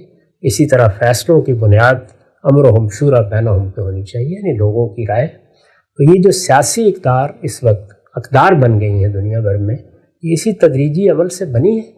ایسے ہی آپ معیشت میں، معاشرت میں، سماج میں اور سیاست میں وہ اقدار متعین کریں یا اہداف متعین کریں، پھر یہ طے کریں کہ اس کا لائے عمل کیا ہوگا۔ یہ طریقہ میرے نزدیک انبیاء کا بتایا ہوا طریقہ ہے، اس لیے میں اسی کو صحیح سمجھتا ہوں۔ ہم سب ایک بڑا اچھا اور اہم سماجی نقطہ بھی واضح ہوا اس باب میں۔ صحیح بتائیے گا، اہل نظر یہ بھی کہتے ہیں کہ بھٹو صاحب نے معیشت کے باب میں جو بیانیہ اپنایا، پاکستان کے اندر جو ریاست کی پورا کا پورا نظام ہے اس پر آج تک اس کے اثرات باقی ہیں، اور ہم یہ دیکھتے ہیں کہ ریاست جو ہے وہ مداخلت کرتی ہے معیشت کے اندر، صنعت کے اندر، اور اسی طریقے سے بسا اوقات احتساب کا بیانیہ پیش کر کے صنعت کاروں کو خوفزدہ کیا جاتا ہے۔ آپ نے اس پہ بڑی تنقید بھی کی ہے کہ یہ بالکل چڑیوں کی طرح ہوتا ہے کہ آپ نے ایک پتھر مارا تو سب کے سب اڑ کے چلے جاتے ہیں۔ تو یہ سلسلہ ہماری جو قومی مزاج ہے حکمرانی کا، اس میں بھی آپ کو لگتا ہے کہ آگے ٹریول کرتا ہوا پہنچا ہے؟ یہ تو اس سے پہلے شروع ہو چکا تھا، یعنی فوج کی مداخلت تو اس سے بہت پہلے ہوئی۔ خود ذوالفقار علی بھٹو صاحب اس کے نتیجے میں سیاست کے میدان میں آئے، ان کا انتخاب بھی ایوب خان نے کیا تھا، اور ایک نیا دستور بنایا گیا۔ جو دستور اس قوم کے نمائندوں نے بنایا تھا 1954 میں بھی اور 56 میں بھی، وہ دساتیر ختم کر دیے گئے. ان کی جگہ پہ 1962 کا دستور قوم کو دیا گیا. وہ ایک بالکل مختلف نوعیت کا دستور تھا. یہ مداخلت تو اس سے بہت پہلے ہو چکی تھی. یہ کہہ سکتے ہیں آپ کہ انقلابی اقدامات سے جو نتیجے نکلے کرتے ہیں وہ بھی نکلے اور وہ بڑے خلفشار کی صورت میں نکلے. اس کا معیشت کو بڑا نقصان پہنچا، لیکن ان سب کو سنبھالا جا سکتا تھا اگر فوجی مداخلت اس طریقے سے نہ ہوتی رہتی. فوجی مداخلت کے مفاسد پر ہم چونکہ بہت تفصیل سے گفتگو کر چکے ہیں، اس لیے اس کو دہرانے کی ضرورت نہیں. چیزیں الگ الگ نہیں ہوتی، بے شمار عوامل کام کر رہے ہوتے ہیں. اس دوران میں اس نے بھی بہت کچھ فساد پیدا کیا. نقطہ واضح ہو گیا غام صاحب. ذوالفقار علی بھٹو کے بڑے سیاسی اقدامات میں سے معیشت کے باب میں ان کا جو نقطہ نظر و بیانیہ تھا اس پر ہم نے گفتگو کی. سول ملٹری کانفلکٹ آج تک جاری ہے. بھٹو صاحب کے دور میں جو اقدامات انہوں نے کیے اس سے یہ مسئلہ کیوں ریزالو نہیں ہوا، اس کے اندر غامدی صاحب کا نقطہ نظر کیا ہے، اس کو بھی ہم جانیں گے. وقت یہاں پہ ختم ہوتا ہے، دوبارہ حاضر خدمت ہوں گے. اب تک آپ کا بہت شکریہ. بسم اللہ الرحمن الرحیم. السلام علیکم. غامدی صاحب کے ساتھ ہفتہ وار سوال و جواب کی براہ راست نشست کو لے کے ایک دفعہ پھر ڈیلس امریکہ غامدی سینٹر سے حاضر خدمت ہیں. آغاز کرتے ہیں. غام صاحب بہت شکریہ آپ کے وقت کا. ذوالفقار علی بھٹو، شخصیت، بیانیہ اور اثرات. غامدی صاحب سے ہم نے گفتگو کا آغاز کیا تھا، 3 نشستیں ہو گئی تھیں، اسی سلسلہ گفتگو کی آج 4تھی نشست ہے. غام صاحب آگے بڑھاتے ہیں گفتگو کو. بڑا اچھا آپ نے ایک تجزیہ پیش کیا تھا کہ ہماری تاریخ کے اندر جو یہ انقلابی شخصیات آتی ہیں ان کا لاہ عمل کیا ہوتا ہے، ان کا طرز فکر کیا ہوتا ہے، اور ان کا عام طور پہ قائم کرنے کے لیے، کام کرنے کے لیے اور اپنے افکار کو سوسائٹی میں رائج کرنے کے لیے طریقہ کار کیا ہوتا ہے. بڑی اس سے ایک انسائٹ حاصل ہوئی. ہم سب میں چاہتا ہوں اس کو آگے بڑھاتے ہوئے کچھ بڑے اقدامات ہمیں اس دور میں نظر آتے ہیں، اور ان اقدامات کو جب تک ہم نہیں سمجھیں گے آج بھی ہمیں لگتا ہے اور مستقبل میں بھی ممکن ہے کہ اسی طرح کے مسائل ہمارے سماج کو، ہمارے معاشرے کو درپیش رہتے ہیں، لیکن کوئی پائیدار حل اور نتیجہ نہیں نکلتا. ہم سب سول ملٹری کانفلکٹ بڑی تفصیل سے ہم نے فوج کے بیانیے میں کوئی 21 نشستوں میں اس پہ بات کی تھی. بھٹو صاحب کو بھی اس کرائسس کا سامنا تھا، انہوں نے بھی ایک طرز عمل اپنایا. ہم دیکھتے ہیں کہ جیسی ان کو طاقت ملی تو اس کے بعد پھر انہوں نے یحییٰ خان کو نظر بند کیا، جنرل گل حسن کو مامور کیا، اور پھر ان سے اختلاف کے نتیجے میں ایک بہت ہی اگریسو ان کے کچھ ایکشنز نظر آتے ہیں. فوج کے باب میں باقاعدہ ایک فورس بھی بنائی گئی ان کے مقابل میں. کیسے دیکھتے ہیں اس پورے کے پورے طرز عمل کو جو سول ملٹری کانفلکٹ میں ان کی جانب سے سامنے آیا؟ اور اس سے آگے بڑھ کے میں یہ بھی جاننا چاہوں گا کہ خود آپ کی بصیرت، آپ کی سوچ، آپ کی رائے میں کیا کوئی ایسا حل موجود بھی ہے اس پورے کے پورے قضیے کا کہ جس میں اگر کوئی انقلابی لیڈر کچھ کام بھی کرنا چاہتا ہے تو کیسے کرے؟ میں پہلے تو یہ وضاحت کر دوں کہ انقلابی شخصیات صرف ہماری تاریخ میں نہیں، دنیا میں جہاں بھی پیدا ہوتی ہیں ان کے کچھ مشترک خصائص ہیں. میں نے وہ بیان کر دیے تھے، متعین کر کے بیان کر دیے تھے کہ یہ 3 چیزیں جہاں بھی کوئی اس طرح کی شخصیت پیدا ہوگی اس میں نمایاں ہو جائیں گی. وہ بھٹو صاحب میں بھی نمایاں ہوئی، اور بھی شخصیات ہیں. میں نے اس کے مقابل میں مولانا سید ابوالعلا صاحب مودودی کی شخصیت کو رکھ کے یہ بتایا تھا کہ وہاں بھی یہی صورتحال ہے، اور جب اس طرح کی شخصیات اپنا لاہ عمل بناتی ہیں تو اس میں کیا مسائل پیدا ہو جاتے ہیں، ان پر ہم تفصیل سے گفتگو کر سکتے ہیں. یہ عالمی صداقتیں ہیں. یعنی ظاہر ہے کہ شخصیات کا تجزیہ کرتے ہیں، ان کے طبائع کو سمجھنے کی کوشش کرتے ہیں، ان کے طرز عمل کو دیکھتے ہیں، انہوں نے جن موقعوں پر کوئی فیصلے کیے ہیں ان کی تحلیل کرتے ہیں. اس سے ایک رائے بنتی ہے. انسانوں کے بارے میں جو کچھ بھی رائے دی جاتی ہے یا تجزیہ کیا جاتا ہے وہ کوئی اینٹ پتھر کے بارے میں تو نہیں ہوتا کہ ہر جگہ طابق نال بن نال ہو. اس میں بہت کچھ اختلافات بھی ہو جاتے ہیں. میں اپنا زاویہ نظر بیان کر رہا ہوں. یہ جو مسئلہ آپ نے بیان کیا ہے یہ مسئلہ ہماری تاریخ میں پیوست ہے. یعنی اس طرح نہیں ہے کہ خاص دور میں آ کر ہمارے ملک میں فوج نے کچھ مانگنا شروع کر دیا یا کوئی اقدامات کیے. بہت ابتدا سے یہی صورتحال تھی. زیادہ عرصہ نہیں گزرا، قائد اعظم محمد علی جناح جیسی شخصیت کے بارے میں یہ توقع کی جاتی ہے کہ اگر وہ رہتے تو شاید نہ ہوتا. مجھے تو اس میں بھی تردد ہے. بہت بڑی بڑی شخصیات کے ساتھ بھی اس طرح کے معاملات ہو جاتے ہیں، لیکن 3-4 سال 5 سال گزر گئے. اس کے بعد ہم نے یہ دیکھا کہ ہم نے کچھ دستوری فیصلے کیے میں ان دستوری فیصلوں پر بھی تبصرہ کر چکا ہوں کہ ہم ایک نئے دور میں قدم رکھ رہے تھے۔ میرے نزدیک سیاست، معیشت اور سماج، تینوں میں آپ چھلانگ نہیں لگا سکتے، جست نہیں لگا سکتے۔ چنانچہ جب ہم دستور بنانے بیٹھے تھے تو اس وقت بھی ہمیں یہ دیکھنا چاہیے تھا کہ ہم کیا ہیں، ہماری تاریخ کیا ہے، ہمارا پس منظر کیا ہے، ہم نے اپنی نفسیاتی زندگی کی ابتدا کب سے کی ہے، اور ہمارے پیچھے کیا تاریخی واقعات ہیں جو ہمارے حافظے کا بلکہ ہمارے فہم کا حصہ بن چکے ہیں۔ ان کو سامنے رکھ کر کوئی دستوری ڈھانچہ وجود میں آنا چاہیے تھا، لیکن ہم نے تو پورا کا پورا یعنی ایک جمہوری نظم اٹھایا اور بینے ہی اس کو اٹھا کر اس کی روشنی میں ایک دستور بنا دیا۔ قوم کیا فی الواقع وہیں پہنچی ہوئی تھی، ہمارے ہاں لوگوں کی تربیت اسی طرح ہو چکی تھی، کیا وہ جمہوریت کو فکری لحاظ سے، عملی لحاظ سے اسی طرح سمجھ چکے تھے؟ اگر آپ دیکھیں تو جن ترقی یافتہ ملکوں میں آپ جمہوری روایات کو اس وقت مشاہدہ کرتے ہیں، ان کی بھی ایک تاریخ ہے، وہ ایک دن میں یہاں تک نہیں پہنچے۔ جس ملک میں آپ بیٹھے ہوئے ہیں اسی میں دیکھ لیجئے عورتوں کو کب رائے دینے کا حق ملا ہے، غلاموں کے ساتھ کیا معاملات ہوئے ہیں، یہ تاریخ ہے نا اس سے پیچھے۔ برطانیہ یعنی جس کی حیثیت گویا جمہوریت کے لیے بطن مادر کی ہے، وہاں 1215 کے میگنا کارٹا سے لے کے آپ تاریخ پر نظر ڈالیے تو کتنے مراحل گزرے ہیں۔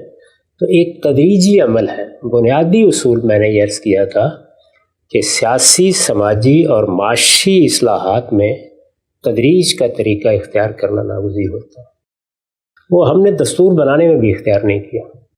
یعنی بحث اس وقت یہ نہیں تھی کہ ہماری تاریخ کیا ہے، ہم کہاں سے اس کا تعلق اس سے پیدا کر سکتے ہیں، ہمارے ہاں یہ نظم کس طرح آگے بڑھے گا، ہم تاریخ کے کس مرحلے میں کھڑے ہیں اور ذہنی شعور کے کس مرحلے میں کھڑے ہیں، ہمارے تاریخی شعور کی ساخت میں کیا چیزیں اضطراری علم بن چکی ہوئی ہیں۔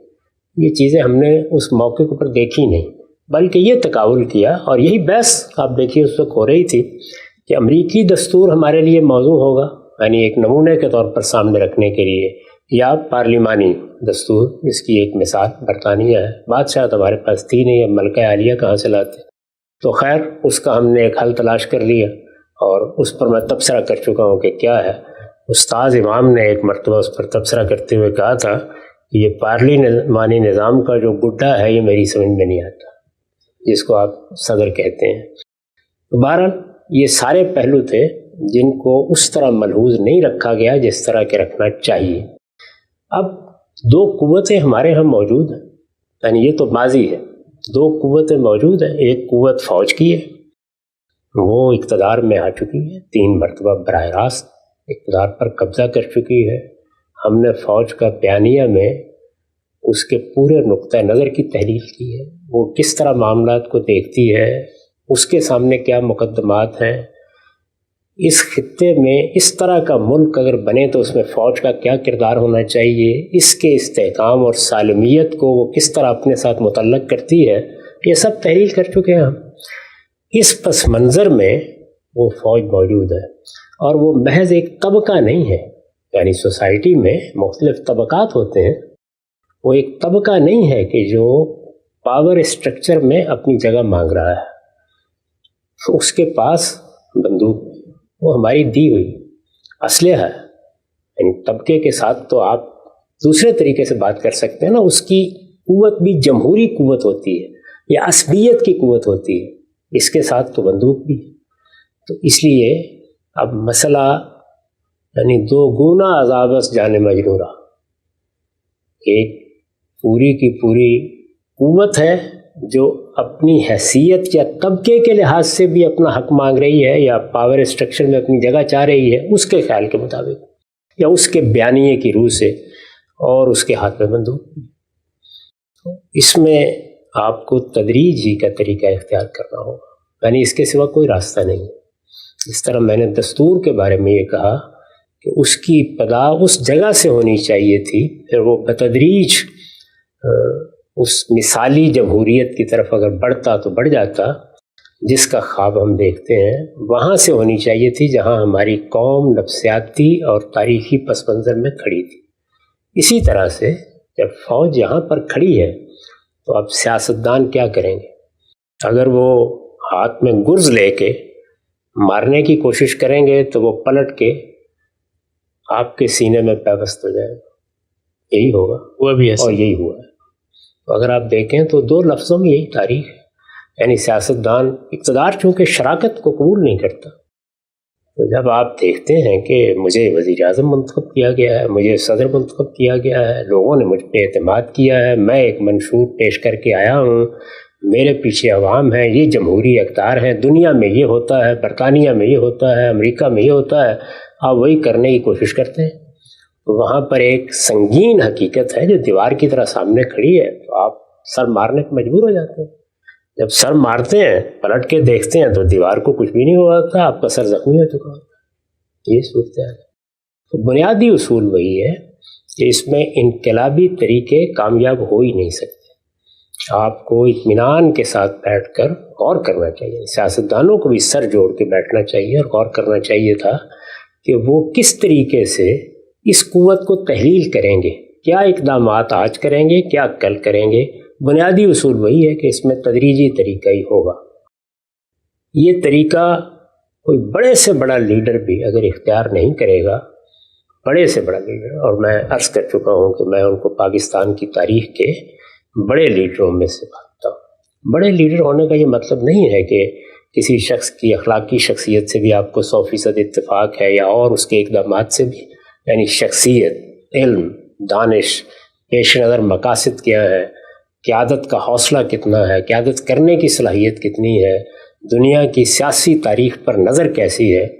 میں نے چونکہ براہ راست ان کو سنا ہے، سمجھا ہے، مجلس پہ بیٹھ کر ان کی باتیں سنی ہیں، تو میں یہ جانتا ہوں کہ وہ کس کیلیبر کی شخصیت تھے، اس میں کوئی شبہ نہیں کہ وہ ایک بڑے آدمی تھے۔ تو ایک بڑی شخصیت جو اپنے اندر انقلابی جذبہ بھی رکھتی ہو، اس کو بڑا مشکل ہوتا ہے کہ آپ کسی تدریجی طریقے پہ آمادہ کریں۔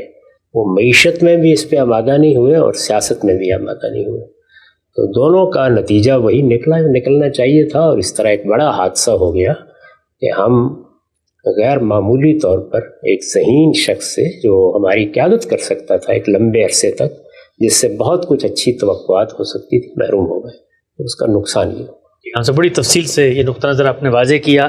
دو چیزیں میں چاہتا ہوں ذرا مزید ان کی توضیح ہو۔ آپ نے فرمایا کہ تدریج کا اصول جو ہے وہی ایک محکم زمین فراہم کرتا ہے کسی بھی مثبت تبدیلی کی۔ ذرا ٹائم لگتا ہے تدریج میں، اسٹیپ بائی اسٹیپ ہو رہے ہوتے ہیں، عام طور پہ نتائج سامنے نہیں آ رہے ہوتے، نسلیں گزر جاتی ہیں۔ یہ جو اصول آپ نے اخذ کیا ہے یہ دنیا کے سماجی مطالعے کی بنیاد پر ہے، عمرانی تاریخ کی بنیاد پر ہے، یا خود دین نے جو احکامات سماج سے متعلق دیے ہیں اس میں بھی اسی اصول کو اپنایا؟ مثلا میں نظر آتا ہے کہ بنی اسرائیل کے اندر جس وقت اللہ تعالیٰ نے ایک قوم کو حکومت پر رجمان کیا ہے، ان کے ہاں بادشاہت کی خواہش پیدا ہو گئی، زمین تیار نہیں تھی، آپ نے بادشاہت عنایت کر دی۔ خود ہم دیکھتے ہیں ساتھ محمد صلی اللہ علیہ وسلم نے جو اقدامات کیے اس میں جو سماج سے متعلق چیزیں تھیں، چاہے وہ غلامی کا مسئلہ ہو یا پیچھے گزرے ہوئے کچھ ایسے عقائد تھے، ان کے اوپر بھی تدریج سے بات ہوئی ہے۔ تو یہ اصول کیا دین کے مطالعے سے آپ نے حاصل کیا، یہ دنیا کی تاریخ بتاتی ہے؟ دنیا کی تاریخ بھی یہی بتاتی ہے اور اللہ کے پیغمبروں کی ہدایت بھی یہی، یعنی اللہ تعالیٰ جب دین دیتے ہیں تو اس میں بھی پیغمبروں کو انسانوں سے معاملہ کرنا ہوتا ہے۔ انسانوں سے جب وہ معاملہ کرتے ہیں تو ایک تو انفرادی نوعیت کے معاملات ہیں، اس میں بھی تدریج کا طریقہ اختیار کرنا ناگزیر ہو جاتا ہے۔ سیدہ عائشہ نے کس طریقے سے خود اپنی قوم کی انفرادی شخصیات کی تحلیل کی ہے، وہ روایت ہے نا جو میں نے بھی نقل کی ہے کہ اگر حضور یہ بات پہلے دن آ کے کہہ دیتے تو کوئی نہ مانتا، یہ کہہ دیتے تو کوئی نہ مانتا، تو انہوں نے بتایا کہ یہاں سے یہ بات شروع کی، اور جب بنیادیں راسخ ہو گئیں تو پھر آگے ان چیزوں کو منوانا بھی آسان ہو گیا۔ یہ تو انفرادی معاملات ہے نا کہ زنا نہ کریں، شراب نہ پئیں، اس میں بھی دیکھیے کہ انہوں نے ایک ایک کو گن کے بتایا ہے کہ بعض چیزوں کو شروع میں موضوع نہیں بنایا گیا، پھر آہستہ آہستہ وہ موضوع بنی، اور پھر وقت آنے پر اللہ تعالیٰ نے ان کے بارے میں سختی بھی برتی۔ جو چیزیں معاشرے سے متعلق ہیں، یعنی سیاسی، سماجی یا معاشی معاملات سے، ان میں تو اس کے سوا کوئی چارہ ہی نہیں ہوتا۔ یعنی قانون کی طاقت سے آپ ان کو ختم نہیں کر سکتے. اس میں نے بتایا تھا اس موقع کے اوپر کہ آپ کو پہلے یہ بتانا پڑتا ہے کہ آپ کو پہنچنا کہاں ہے, آپ کا ہدف کیا ہے, وہ کیا چیز ہے جو مطلوب ہے, اس کو سامنے رکھ لیں. اس کے بعد آپ یہ دیکھیں کہ اس وقت کیا اقدامات کیے جا سکتے ہیں, مستقبل میں کن اقدامات کی بنیادیں استوار کی جا سکتی ہیں, اور بحیثیت مجموعی نظم اجتماعی کا رخ کیسے موڑا جا سکتا ہے کہ وہ وہاں پہنچ جائے جہاں آپ پہنچانا چاہتے ہیں. تو تدریجی طریقے کا مطلب یہ ہے. جب میں اس کا ذکر کرتا ہوں تو عام طور پر لوگوں کا مطلب یہ ہوتا ہے کہ ایک ہے انقلابی طریقہ اور ایک ہے کچھ نہ کرنے کا طریقہ. تو کچھ نہ کرنے کا طریقہ تدریجی طریقہ نہیں ہوتا. تدریجی طریقے کا مطلب ہے ہدف طے ہے, منزل متعین ہے, راستے کے معالم آپ نے لوگوں کو بتا دیے ہیں, آپ نے جس قافلے کو بھی آپ روانہ کرنا چاہتے ہیں یہ سب چیزیں بتا کر اس جگہ سے اس کو راہ دکھائی ہے کہ وہ چلے, تو اگر تھوڑا بہت انحراف بھی ہو تو بہرحال منزل کھوٹی نہ ہو, وہاں پہنچ جائے. یہی طریقہ واضح ہو گیا. اچھا, ہم سے بھی بتائیے گا کہ یہ بھی کہا جاتا ہے کہ تدریجی اصلاح کے طریقے پر آپ کہیں تبدیلی لانا چاہتے ہیں تو یہاں پر تو سیدھی تبدیلی آنی ہے کہ ایک شخص کو ہم نے بندوق دے کے بیرک میں بٹھایا تھا, وہ اٹھ کر اقتدار کی گدی پہ آ کے بیٹھ گیا ہے. تو اب تدریج سے کیا کریں گے, اس کو پہلے اقتدار میں شامل کرنا پڑے گا, کوئی آئینی رول دینا پڑے گا, چونکہ جیسے ہی ماڈرن اسٹیٹ کرافٹ کے اندر آپ اس بارے میں کوئی تدریج کا رستہ اختیار کرتے ہیں تو اسٹیٹ اسٹرکچر دوئی برداشت نہیں کر سکتا. وہاں پر یا منتخب لوگوں کے ہاتھ میں اقتدار ہوگا یا کوئی منظم آمریت ہوگی. یہ جو درمیان کا تدریج کا طریقہ ہے یہ فوج کے باب میں روبہ عمل ہو ہی نہیں سکتا. ہمارے سیاستدانوں نے ہمیشہ ہی اختیار کی. لوگ سیاستدانوں کو ہدف متعین بناتے ہیں. جو مشکل ان کو ہمارے ملک میں پیش آئی ہے وہ دنیا میں کم پیش آئی ہے.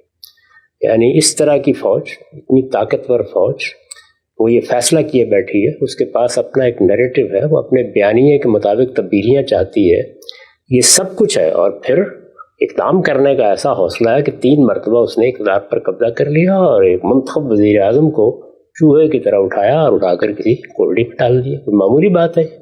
تو اس طرح کے لوگوں کے ساتھ معاملہ کرتے وقت اب آپ کو کیا کرنا ہے, دیکھیے ہمارے سیاستدان یہی کرتے رہے.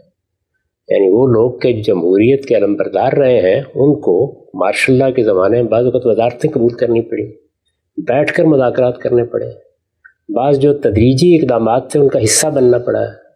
اب میں نہیں چاہتا کہ نام لوں, تو آپ دیکھ لیجیے, یعنی ہر نوع کے سیاستدان, ہر پارٹی کے سیاستدان وہ اسی طریقے سے حصہ بنتے رہے اور بن کر راستہ نکالتے ہیں. میں یہ کہتا ہوں کہ یہ تو آپ نے اقتدار میں اپنا حصہ وصول کر لیا اور پھر ایک تدریج میں چلے, نہیں. یہ بات کہ یہ معاملہ ہونا ہی تدریجی ارتقاء کے طریقے پر ہے, اس کو پہلے زیر بحث آنا چاہیے, اس کے منازل متعین ہونے چاہیے, اس کے اوپر گفتگو ہونی چاہیے.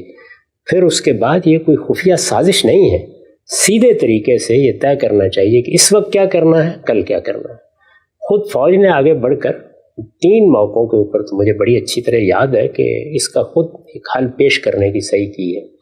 یاد ہوگا آپ کو کہ ہمارے ایک کماندار کو یا سپہ سالار کو اسی حل پیش کرنے کی پاداش میں استعفیٰ دینے پر مجبور کر دیا گیا تھا. تو یہ سب معاملات ہوئے ہیں. میرے کہنے کا مطلب یہ ہے کہ یہ طے کر لیں پہلے کہ یہ ہونا تدریج کے ساتھ. جب آپ اس کو فوراً کرنے کی کوشش کریں گے تو آپ باغی قرار پا جائیں گے اور پھر آپ کے لیے کوئی رعایت نہیں ہوتی, بندوق کے پاس رعایت نہیں ہوتی. اس کا حوصلہ نہیں ہے کہ آپ تدریجی طریقے سے یہ معاملہ کر سکیں تو کس حکیم نے کہا ضرور سیاست کرنی ہے, ہمارے پاس آ کے بیٹھ جائیں, یہاں بھی بڑے نیکی کرنے کا. ہم سب یہ نقطہ واضح ہوا. گفتگو کو سمیٹتے ہوئے آخری بات, ہم سب ایک بڑا زبردست سی چیز آپ کی زبان سے ہم نے سنی. عام طور پہ ہمارے یہاں ہمارے ملک کے پس منظر میں سیاستدان جب زیر بحث آتے ہیں تو بڑی ان پر تنقید ہوتی ہے, اور ان کے اقدامات پر بھی, ان کے کریکٹر پر بھی, ان کے لاہ عمل پر بھی, ان کے منشور پر بھی, سیاسی جماعتوں کی جو حرکیات ہیں سامنے سب کے ہیں. لیکن یہ جو آپ نے بات فرمائی کہ سیاستدان 70 سال سے حل نکال رہے ہیں, تو اگر غور کیا جائے کہ ایک طرف ایک پورا کا پورا منظم ادارہ, طاقتور ادارہ بندوق لے کے نیریٹو لے کے کھڑا ہے کہ ہم آئیں گے اقتدار پہ, اس سب کے باوجود انہوں نے ان 70 سال میں جمہوریت کا دیا جلایا ہوا ہے. اور آج بھی پاکستان میں کچھ نہ کچھ انتخابات کی بات ہوتی ہے, دستور کی بات ہوتی ہے. عالمی سطح پر اگر آپ دیکھتے ہیں پوری کی پوری دنیا کے منظرنامے میں, تو پھر اس لحاظ سے تو پاکستان کے سیاستدانوں نے بڑی خدمت کی. کوئی شک نہیں, میں تو ہمیشہ ان کا بڑا قدردان رہا ہوں. یہ تو آپ حضرات ہیں کہ جو ان کو ہدف متعین بنا کر چاہتے ہیں کہیں بحیرہ عرب میں پھینک دیں. مجھے ان کی مشکلات کا اندازہ ہے، وہ کس صورتحال سے دوچار ہوتے ہیں، کن مراحل سے گزرتے ہیں، کن کن مشقتوں میں ان کو مبتلا کیا گیا ہے، پارٹیوں کے ساتھ کیا کر ڈالا جاتا ہے، کس طرح سے وہ بکھر جاتی ہیں، کیسے ان کو دوبارہ جمع کرنے میں مشکلات پیش آتی ہیں، کس طرح بعض اوقات محض سیاسی استحکام یا سیاسی جدوجہد کے استحکام کے لیے آپ کو بہت سے مناسب خاندان میں محدود کرنے پڑتے ہیں، لوگ کیسے اچکے جاتے ہیں۔ یہ ایک دردناک داستان ہے، اس میں کھڑے ہو کر سیاست کر رہے ہیں آپ کے ملک کے سیاستدان، ان کے سامنے سر جھکا کے صرف یہ عرض کرنا چاہیے کہ تدریج کا طریقہ سیکھ لیں کیسے کیا جائے۔ ذوالفقار علی بھٹو، شخصیت، بیانیہ اور اثرات، سلسلہ گفتگو کی آج چوتھی نشست تھی۔ مختلف تاریخی اور فکری پہلوؤں پر ہم غام صاحب سے استفادہ کرتے ہیں، اس کا مقصد بھی یہ ہے کہ موجودہ دور میں ہم اس سے کچھ سیکھ سکیں اور آگے کا کوئی مرتب منظم لائے عمل بھی بنائیں۔ وقت یہاں پہ ختم ہوتا ہے، دوبارہ حاضر خدمت ہوں گے، اب تک آپ کا بہت شکریہ۔ بسم اللہ الرحمن الرحیم، السلام علیکم۔ غامدی صاحب کے ساتھ ہفتہ وار سوال و جواب کی براہ راست نشست کو لے کے پھر حاضر خدمت آغاز کرتے ہیں۔ ہم سے بہت شکریہ آپ کے وقت کا۔ ہم سب کل آپ سے گفتگو ہو رہی تھی ذوالفقار علی بھٹو صاحب، شخصیت، بیانیہ اور اثرات، سلسلہ گفتگو کی آج 5ویں نشست ہے۔ ایک جملہ ہم نے آپ کی زبان سے سنا، تھوڑی سی اس کی توضیح چاہ کر اگلے بیانیے کی طرف بھی چلوں گا۔ آپ نے فرمایا تبدیلی ہمیشہ تدریج سے آتی ہے سماج کے باب میں، اسی طریقے سے وہ بڑے امراض جو لاحق ہو جاتے ہیں معاشروں کو، وہاں پر یک طرفہ طور پہ ایک دم سے آپ الٹپ کوئی فیصلے کر کے تبدیلی نہیں لا سکتے۔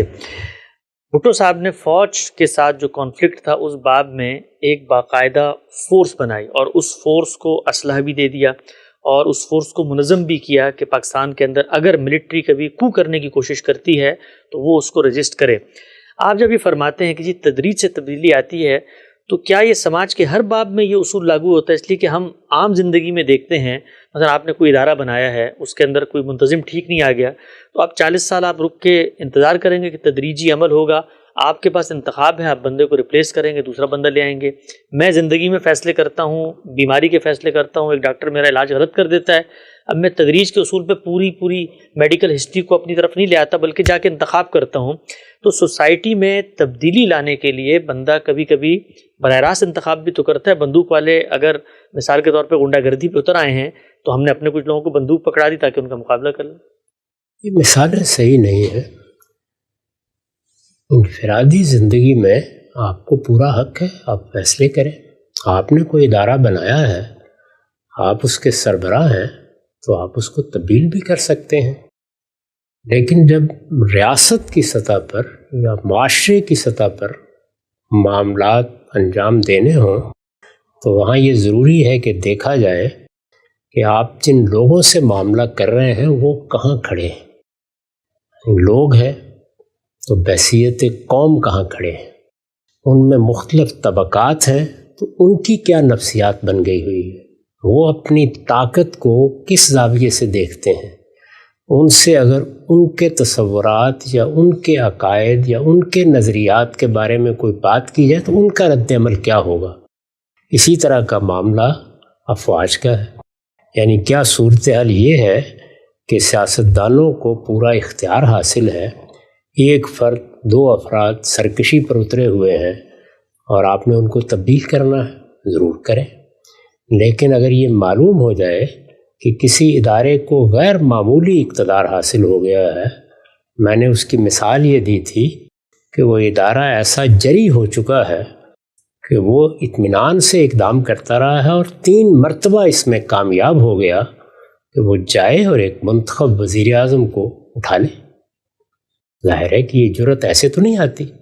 تو جب یہ صورتحال پیدا ہو گئی ہے تو اس کا مطلب یہ ہے کہ اب آپ کا سامنا محض کسی ادارے کے سربراہ سے نہیں ہے، آپ کا سامنا ایک قوت سے ہے۔ جب قوت پیدا ہو جاتی ہے، خواہ وہ عصبیت سے پیدا ہو، خواہ وہ اسلحے سے پیدا ہو، خواہ وہ جسمانی قوت ہو، پھر آپ کو سوچنا پڑتا ہے کہ اب اس کا مقابلہ کیسے کرنا ہے۔ تو میں نے یہ عرض کیا ہے، اور ظاہر ہے کہ یہ چیزیں الگ اطلاق نہیں ہوتی۔ اگر کسی موقع پر آپ نے جائزہ لیا، ہر لحاظ سے دیکھا اور آپ مطمئن ہو گئے کہ میں فوری کوئی اقدام کر سکتا ہوں تو ضرور کریں۔ مثلا رسالت مآب صلی اللہ علیہ وسلم نے جب معیشت سے متعلق بعض اقدامات کیے ہیں تو آپ دیکھیے کہ وہ کس ترتیب سے کیے ہیں۔ یعنی پہلے مرحلے میں ان کو موضوع نہیں بنایا۔ کبھی دیکھا آپ نے کہ مکے میں بھی رسالت مآب صلی اللہ علیہ وسلم مارکیٹ کے معاملات، خرید و فروخت کے معاملات کے بارے میں کچھ فرما رہے ہیں یا کہہ رہے ہیں، لیکن مدینہ میں آ کے جب ایک اس زمانے کے قبائلی تصورات کے مطابق کہ یہ ریاست بن گئی، تو اب آپ نے ان چیزوں میں بھی مداخلت فرمائی، پھر اس میں بھی ایک ترتیب قائم رکھی ہے، اور جب پورے جزیرہ نماء عرب سے متعلق کچھ معاشی احکام کا نفاذ کیا ہے، جیسے سود کے بارے میں، تو آخری زمانے تک انتظار کیا ہے، اور جب یہ معلوم ہو گیا کہ اب یہ قدم اٹھایا جا سکتا ہے تو پھر اٹھا لیا۔ تو اس کی طرف میں نے توجہ دلائی تھی کہ سیاسی، سماجی اور معاشی معاملات میں یہ طریقہ نہیں اختیار کیا جا سکتا کہ آپ لوگوں میں ایک ہیجان کی کیفیت پیدا کریں اور پھر کوئی کام کریں گے تو اس کا نتیجہ نکل آئے گا۔ چنانچہ ہمارے ہاں ذوالفقار علی بھٹو صاحب جیسی بڑی شخصیت نے یہ اقدام کیا، اور بالآخر ان کو اپنی زندگی ہار جانا پڑی۔ ان کے بعد بھی دیکھ لیجیے، جن لوگوں نے ایسا اقدام کرنے کی کوشش کی ان کے ساتھ کیا معاملہ کیا گیا، یعنی ان کو کئی برس کے لیے جیل میں جانا پڑا ہے، جلا وطن ہونا پڑا ہے، اور بار بار سیاسی جدوجہد کر کے معاملات کو پھر کسی مصالحت کے ساتھ حل کرنا پڑا ہے۔ تو یہ اس لیے ہوتا ہے کہ آپ کے مقابل میں کوئی بڑی قوت آ گئی ہے۔ اس طرح کا معاملہ جیسے ہی ہو جاتا ہے تو پھر آپ کے لیے تدریجی لائے عمل اختیار کرنے کے سوا کوئی چارہ نہیں ہوتا، یعنی ایک گریجول ڈیولپمنٹ ہوتی ہے حالات میں، شعور میں، لوگوں کے سوچنے کے انداز میں اور سماجی روایات میں۔ اس کو آپ دیکھتے رہتے ہیں، اس کو دانشور دیکھتے ہیں، اس کو اہل سیاست دیکھتے ہیں، پھر آپ محسوس کرتے ہیں کہ وہ وقت آ گیا ہے کہ اس پر ضرب لگائی جا سکتی ہے۔ یہی دیکھ لیجیے نا، دنیا میں یہ روایت صدیوں تک رہی ہے کہ طاقت ہے تو آپ کو حق کی حکومت حاصل ہے۔ اس وجہ کیا ہے؟ اس کی وجہ یہ ہے کہ حکومت کس لیے قائم کی جاتی ہے؟ اس لیے کہ مجھے امن میسر ہو۔ لوگوں کو اللہ تعالیٰ نے ارادہ و اختیار کی جو آزادی دی ہے، وہ اس کا سوء استعمال کر کے میرے لیے بدامنی پیدا کر دیتے ہیں، مجرمانہ سرگرمیوں میں مبتلا ہو جاتے ہیں۔ کوئی اٹھے اور اٹھ کر مجھے امن فراہم کرے۔ یہ جو ہم حکومت کو قبول کرتے ہیں، اس کو بالجبر اپنا کمایا ہوا روپیہ دینے کے لیے تیار ہو جاتے ہیں، تو کس لیے ہوتے ہیں؟ اسی امن کی تلاش میں۔ اب یہ دیکھیے کہ اس میں اگر کوئی شخص اپنی قوت کے بل پہ اٹھ کے کسی قبیلے میں امن قائم کر دیتا ہے تو آپ شکر گزار ہوں گے نا اس کے، تو قوت ہی اس کی بنیاد بن گئی۔ چنانچہ قوت نے پھر اپنا حق بھی جتانا شروع کر دیا۔ ایک بڑا حق یہ جتایا کہ ہم کسی جگہ کو اگر فتح کر لیں گے تو ہماری ہے، ہم اس کے مالک ہیں۔ تو آپ دیکھیں کہ جب تک فتوحات کی بنیاد پر سلطنتیں قائم ہوتی تھیں تو یہ کوئی چیز ہی نہیں تھی کہ آپ نے ایک علاقے کو فتح کیا ہے تو اب کسی اور کو بھی اس کے بارے میں کوئی بات کرنے کی اجازت ہے۔ لوگ اس پر قبضہ کرتے تھے، وہ اس کے جائز حکمران سمجھے جاتے تھے۔ دنیا میں صدیوں کے عمل کے بعد وہ تبدیلی آئی 1928 میں، جس کا فیصلہ کیا گیا۔ اب ہم اس کو اصولاً غلط سمجھتے ہیں کہ کسی سرزمین پر قوت کے بلبوتے پر قبضہ کر لیا جائے۔ تو اندر بھی یہ بات مانی جانے لگی، باہر بھی۔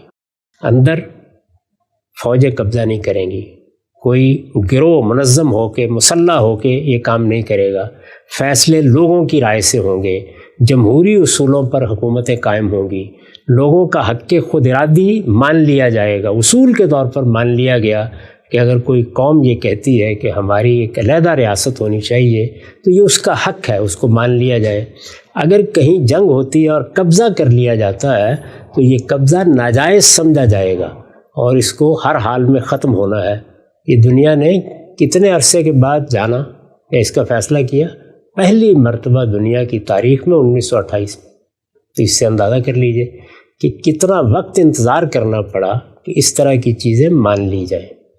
اس کے بعد پھر دنیا میں جب پہلی اور دوسری جنگ عظیم میں بعض قوموں نے پوری دنیا کو فتح کر لیا، کیا کیا انہوں نے؟ اس کے بعد انہوں نے دنیا پر حکومت کا ایک بالواسطہ نظام قائم کیا، جو پہلے لیگ آف نیشنز کی صورت میں قائم کیا گیا، جمعیت اقوام، اور اس کے بعد اقوام متحدہ۔ تو اس وقت وہی نظم ہے جو قائم ہے۔ ابھی طاقت کے توازن میں کوئی تبدیلی نہیں آئی، یعنی خود ان 5 قوتوں میں بھی ابھی کوئی تغیر نہیں آیا۔ ان کو بھی اندرون سے ایک چیلنج درپیش ہوگا، وہ چیلنج ابھی درپیش نہیں ہے۔ ابھی قوت قائم ہے، ادارے قائم ہیں، اس کے استعمال کے مواقع موجود ہیں اور دنیا کی تقدیر کے فیصلے وہ کر سکتے ہیں، لیکن اب حکومت بالواسطہ ہے. یعنی اس غلط فہمی سے نکل جانا چاہیے کہ باقی دنیا کی قوموں کو آزادی حاصل ہے. نہیں، چند اصول قائم کر لیے گئے ہیں، حکومت قائم کرنے کے اصول، حکومت کو چلانے کے، عالمی حکومت کو، ان کی پیروی کی جاتی ہے، جس میں ہم آپ اس غلط فہمی میں مبتلا ہو جاتے ہیں. ورنہ وہی 5 طاقتیں جن کو دنیا میں ویٹو حاصل ہے، حق کے استرداد حاصل ہے، وہی حکومت کر رہی ہیں. تو اس طریقے سے اب آپ نے دنیا کو سمجھ لیا، اب آپ اس میں کوئی تبدیلی چاہتے ہیں. تو طاقت کے اس توازن کو تبدیل کرنے کے لیے آپ کے خیال میں اس وقت ایک حکم نامہ جاری کر دیا جائے کہ کل سے ان طاقتوں کا ویٹو ختم کیا جا رہا ہے، ہو جائے گا. ایک تدریجی عمل ہے. بین الاقوامی سطح پر بھی آپ کو یہی کرنا ہوتا ہے، ملکوں کے اندر بھی یہی کرنا ہوتا ہے. ہمارے ملک میں پہلے 4-5 سال کے بعد فوج اس پوزیشن میں آ گئی کہ وہ حکومت پر قبضہ کر لے، جب چاہے قبضہ کر لے. اس وقت بھی آپ دیکھیے، وہ اگر قبضہ کرنا چاہتے تو کوئی بڑی رکاوٹ نہیں ہوتی، حالات ہی کا جائزہ لینا پڑتا ہے. فیصلہ کر لیا جائے تو ہو جائے گا. اس میں بین الاقوامی قوتیں، اس میں بڑے ملک کچھ بھی کہتے رہیں، اقدام ہو جاتا ہے. پھر اس کے بعد مصالحت شروع ہوتی ہے، اور اس مصالحت میں کبھی اس کو قبول کیا جاتا ہے، کبھی قبول نہیں کیا جاتا، کبھی معاملہ کر لیا جاتا ہے. تو اس لیے میں نے یہ عرض کیا تھا کہ سیاسی معاملات میں ایک تو یہ بات سمجھ لینی چاہیے کہ اس میں حق و باطل کی بنیاد پر کبھی فیصلے نہیں ہوتے. یہ ہمیشہ یا طاقت سے ہوتے ہیں یا مصالحت سے ہوتے ہیں، اور کوئی طریقہ نہیں. پیغمبر بھی اس سے مختلف کوئی راستہ نہیں اختیار کر سکے، کیونکہ 2 قوتیں ہیں نا جن کے درمیان، 3 قوتیں ہیں، 4 قوتیں جن کے درمیان فیصلہ کرنا ہے. تو یہ کیسے ہو سکتا ہے کہ ان سے بالا تر کوئی اتھارٹی بھی موجود نہیں ہے اور حق و باطل کی بنیاد پر فیصلہ ہو جائے؟ تو یا آپ کے پاس طاقت ہے، آپ اپنے آپ کو حق پر سمجھتے ہیں تو بنوا لیجئے، اور یا پھر یہ ہے کہ مصالحت کے لیے تیار ہو جائیے. تو یہ بین الاقوامی سطح پر بھی صحیح اصول ہے، قومی سطح پر بھی صحیح اصول ہے. ہمارے ہاں سیاستدانوں کے لیے اس کے سوا کوئی راستہ نہیں کہ جو 2 بڑی قوتیں اس وقت ہمارے ملک میں موجود ہیں ان کے ساتھ یہی راستہ اختیار کریں. ایک فوج ہے، اس کے پاس اسلحہ ہے، طاقت ہے، بڑی فوج ہے، دنیا کی 10ویں بڑی فوج ہے اس وقت. بہت بڑی تعداد میں ہم اپنی افواج کو منظم کر چکے ہیں. پھر اس کے پیچھے ایک تاریخ ہے. تاریخ بھی بڑی اہم چیز ہوتی ہے، اس لیے کہ اس سے حوصلہ ملتا ہے کہ اچھا اگر فلاں کامیاب ہو گیا تھا وزیر اعظم کو پکڑ کے بند کرنے میں تو میں بھی کامیاب ہو جاؤں گا. میں آپ کو بالکل واقعہ سنا رہا ہوں ایک جرنیل کا. وہ میرے پاس تشریف لائے، ان کا آخری انتخاب جب ہوتا ہے تو اس موقع پر انتخاب نہیں ہو سکا تھا، اور یہ جنرل کیانی کے زمانے کی بات ہے. میری اسٹڈی میں بیٹھ کر وہ بالکل گلوگیر ہو گئے، اور انہوں نے مجھے کہا کہ بڑی آرزو تھی اگر میں منتخب ہو جاتا اور پھر اللہ مجھے موقع دیتا کہ میں اس ملک کی افواج کا سربراہ بنتا، تو میں نے اسلام نافذ کرنے کا ایک اپنے ذہن میں منصوبہ بنا رکھا. عجیب. اچھا، یہ بالکل میں نے براہ راست گفتگو آپ کو سنا دی ہے، میں نام نہیں لینا چاہتا. تو اس سے آپ اندازہ کر سکتے ہیں کہ کس طرح کے خیالات، کس طرح کا بیانیہ بعض اوقات وجود میں آ چکا ہوتا ہے بعض اداروں میں. اب اگر لوگ اس طریقے سے، اس جذبے کے ساتھ اس سطح پر بیٹھ کر اس طرح کا منصوبہ بنا رہے ہیں تو آپ اندازہ کر سکتے ہیں کہ ان کو کتنا حوصلہ ہے کہ میں جب اس منصب پر آؤں گا تو ایک اقدام ہی کرنا ہے، کسی میں چون و چرا کی گنجائش نہیں ہوگی. اس طرح کی صورتحال ہمیں درپیش ہے. دوسری طرف جو دوسری بڑی قوت ہے، میں نے کل کی نشست میں بھی اس کی طرف اشارہ کیا تھا، وہ ہمارا مذہبی طبقہ ہے. مذہبی طبقہ بہت بڑی طاقت بن چکا ہے. یعنی مسجد اس کے پاس ہے، مدارس کو ہم نے ایک متوازی نظام کی حیثیت دے رکھی ہوئی ہے. اس میں ہزاروں نہیں، اب لاکھوں کی تعداد میں لوگ تیار ہو رہے ہیں. وہ اپنی نفسیات کے لحاظ سے، اپنے اثرات کے لحاظ سے باقی قوم سے بہت مختلف ہوتے ہیں. یہ طاقت بڑھتی جا رہی ہے. اسی وجہ سے وہ کبھی اس زبان میں بات نہیں کرتے کہ ایسا ہونا چاہیے. اس کا استدلال یہ ہے، وہ یہ کہتے ہیں ہم ایسا نہیں ہونے دیں گے. اور چونکہ ریاست کو بھی مختلف موقعوں پر ان کی خدمات کی ضرورت ہوتی ہے تو ایک خاص طرح کا الائنس بھی وجود میں آ چکا ہے. تو اب ان دونوں قوتوں کے ساتھ اگر معاملہ آپ کرنا چاہیں، مثلا دوسری قوت کو لے لیں، آپ میرے طرز فکر سے متاثر ہو گئے ہیں اور آپ کا خیال یہ ہے کہ یہ تو بالکل دین کی صحیح تعبیر ہے، اور اب میرے پاس کچھ قوت ہے اور میں اس تعبیر کو آج نافذ کر دوں تو میں آپ کا ہاتھ پکڑ کے آپ کو روکوں گا کہ ایسا مت کریں، اس لیے کہ سوسائٹی سے متعلق اس طرح کے فیصلے اس بنیاد پر نہیں کیے جاتے۔ ایک نقطہ بات، یہاں پر بھی آپ کو تدریجی کا طریقہ اختیار کرنا پڑے گا، اس کے سوا کوئی راستہ نہیں۔ بڑی خوبصورتی سے تاریخی پس منظر میں آپ نے اس پورے کے پورا جو مخمصہ میرے ذہن میں پیدا ہوتا ہے اس کو آپ نے حل کیا۔ اچھا، ایک اپلائیڈ سوال لے لیتے ہیں۔ سول ملٹری کانفلکٹ ہے، حقیقت ہے، ایک طرف طاقت ہے اور دوسری طرف بے مسلح لوگ کھڑے ہوئے ہیں، ان کے پاس صرف بیانیہ، نظریہ، فکر، سیاست ہے، تدریج کا طریقہ ہے۔ بھٹو صاحب نے اس کانفلکٹ میں وہ طریقہ اختیار نہیں کیا، نتیجہ سامنے آ گیا۔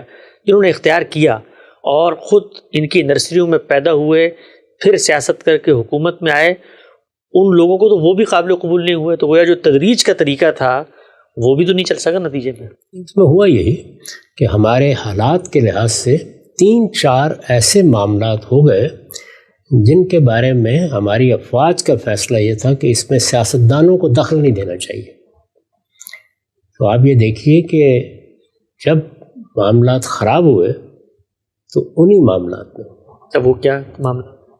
مثلا ایک افغانستان کے معاملے میں پالیسی تھی جو اختیار کر لی گئی، اسی طرح ہندوستان کے معاملے میں ایک پالیسی ہے جو اختیار کی گئی، ایران کے معاملے میں جب سے وہاں انقلاب آیا ہے اور سعودی عرب کے ساتھ اس کی مخاصمت پیدا ہوئی ہے، وہاں کچھ مسائل پیدا ہوئے ہیں، اس میں ایک پالیسی ہے جو ہم نے اختیار کر رکھی ہے۔ اور امریکہ تو آپ یہ جانتے ہی ہیں کہ ہر ایک کو اس سسرال میں تو آنا ہی ہوتا ہے۔ یہ نقطہ واضح ہوا۔ اچھا ہم صاحب یہ بتائیے گا کہ مثال کے طور پہ جو پورا کا پورا نقطہ نظر ہے، ہم آج بھی دیکھتے ہیں کچھ لوگ اسی کی بات کرتے ہیں کہ جی مل جل کے ایک ہائیبرڈ سسٹم بنایا جائے، اسی میں ہم چلیں گے، تدریج کے ساتھ بہتری آئے گی۔ کچھ لوگ کہتے ہیں نہیں، پیسو ریزسٹنس آپ جاری رکھیں، اس سے ان پر اثر پڑتا ہے، یہ تھوڑا پیچھے ہیں، کچھ لے دے کا کام ہوگا اور جیسی موقع ملے گا ہم ان کو دبا لیں گے۔ اب آپ کا نیریٹو اس میں کیا ہے؟ یعنی لوگ کیا کہیں گے؟ جی پرو اسٹیبلشمنٹ ہیں، اینٹی اسٹیبلشمنٹ ہیں، اسٹیبلشمنٹ کو بادل ناخواستہ برداشت کرنا ہے، کیونکہ بیانیے تو ہمارے پاس یہ دو ہی موجود ہیں سوسائٹی میں۔ دیکھیے ایک دستور بن چکا ہے، ہمارے پاس ایک بڑی طاقت آ گئی ہے اس دستور سے، اور میں سمجھتا ہوں کہ یہ سب سے بڑا کارنامہ ہے جو ایک سیاستدان نے انجام دیا۔ یعنی آپ تاریخ میں دیکھیے 54 کا دستور، 56 کا دستور، یعنی ان کو ایک صبح بھی دیکھنی نصیب نہیں ہوئی۔ خود ایوب خان صاحب نے 62 کا دستور بنایا، اس کا کیا حال ہوا؟ تو ایک ایسا دستور بن گیا ہے کہ اس کے بعد اگر کبھی افواج نے بھی اقدام کیا ہے تو وہ اس دستور کو بالکل ختم نہیں کرتے۔ اس دستور کو ایک قومی میثاق کی حیثیت حاصل ہو گئی ہے۔ اس دستور میں کچھ خامیاں ہیں، اور بعض خامیاں تو وہ یوں سمجھیے کہ پیدائشی خامیوں کی حیثیت رکھتی ہیں، ان کو دور کرنے کی کوشش بھی کرنی ہے، اور وہ بھی تدریجی طور پر ہوگی۔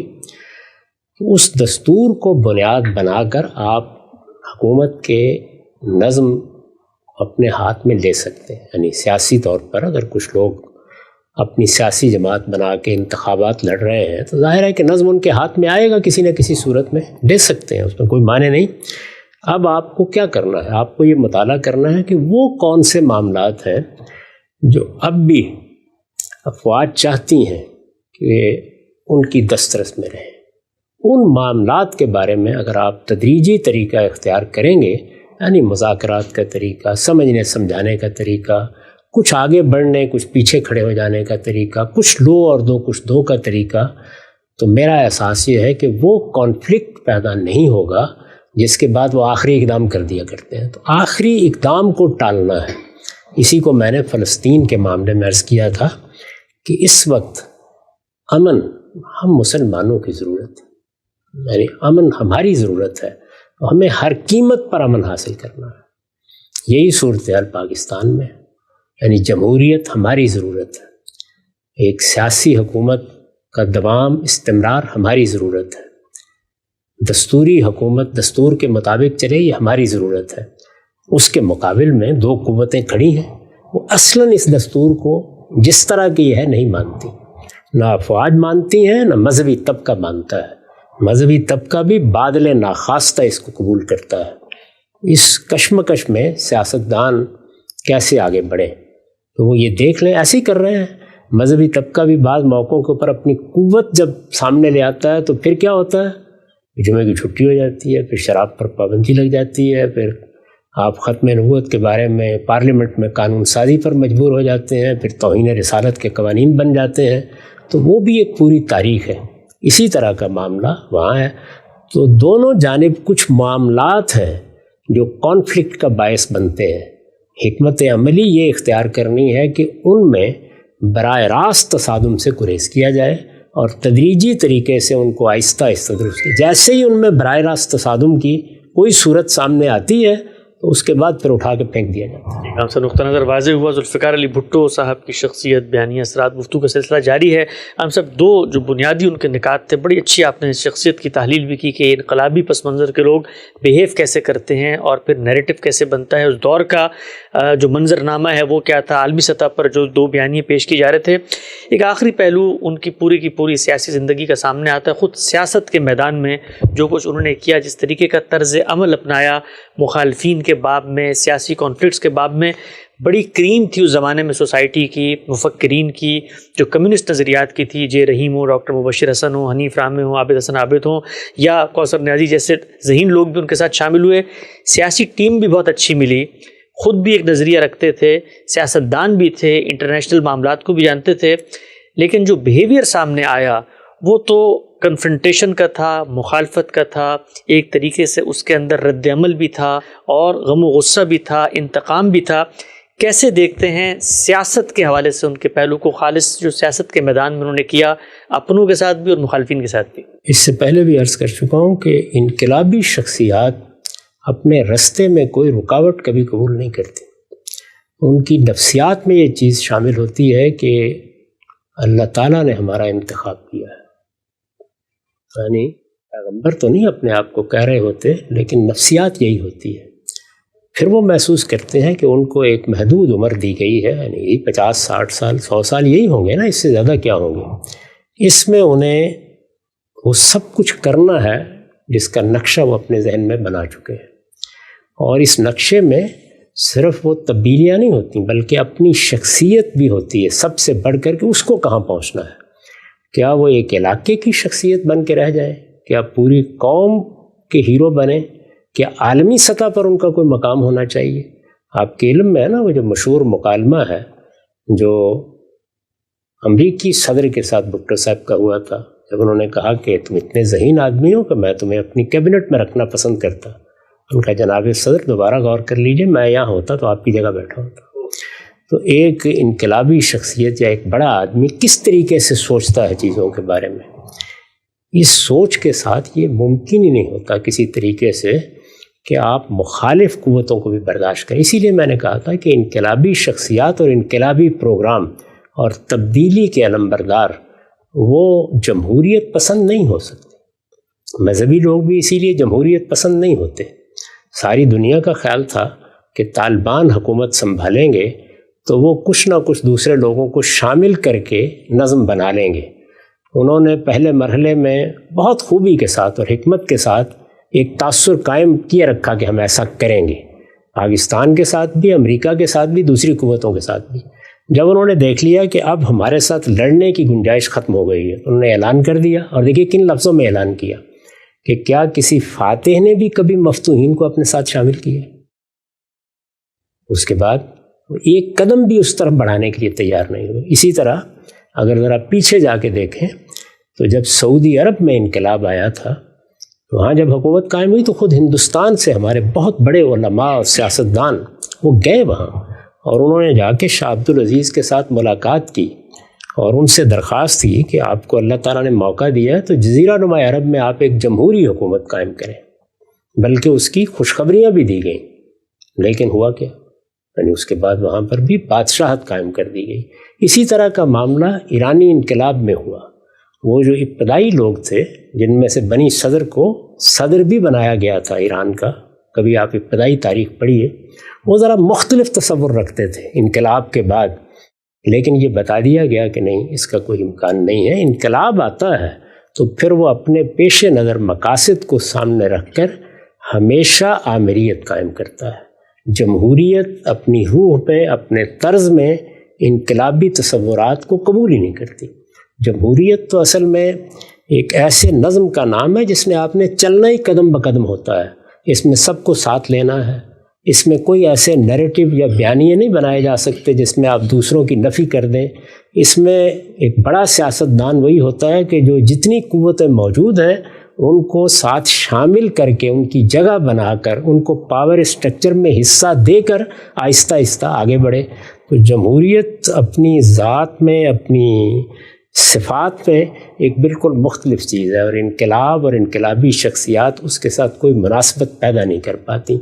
تو اس میں کوئی گنجائش ہی نہیں ہوتی اس بات کی کہ آپ کی اپنی پارٹی کے لوگ کسی موقع پر آنکھیں دکھانے کی کوشش کریں، یا جس کو آپ اپوزیشن کہتے ہیں، اپوزیشن کو برداشت کرنا، حزب اختلاف کو اپنا کام کرنے دینا، ان کے بارے میں یہ تصور کرنا کہ یہ بھی لوگ ہیں اور یہ اس سوسائٹی کا حصہ ہیں اور ان کے پیچھے بھی لوگ موجود ہیں اور عصبیتیں ہیں.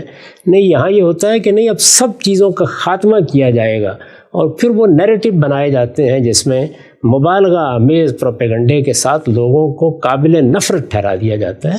یہ میرے خیال میں دنیا کے ہر انقلاب میں، آپ ہٹلر کا مطالعہ کریں، مسولینی کا مطالعہ کریں، جس کا بھی مطالعہ کریں گے ایسا ہی ہوتا ہے. اس میں اس کی گنجائش ہی نہیں ہوتی کوئی بھی.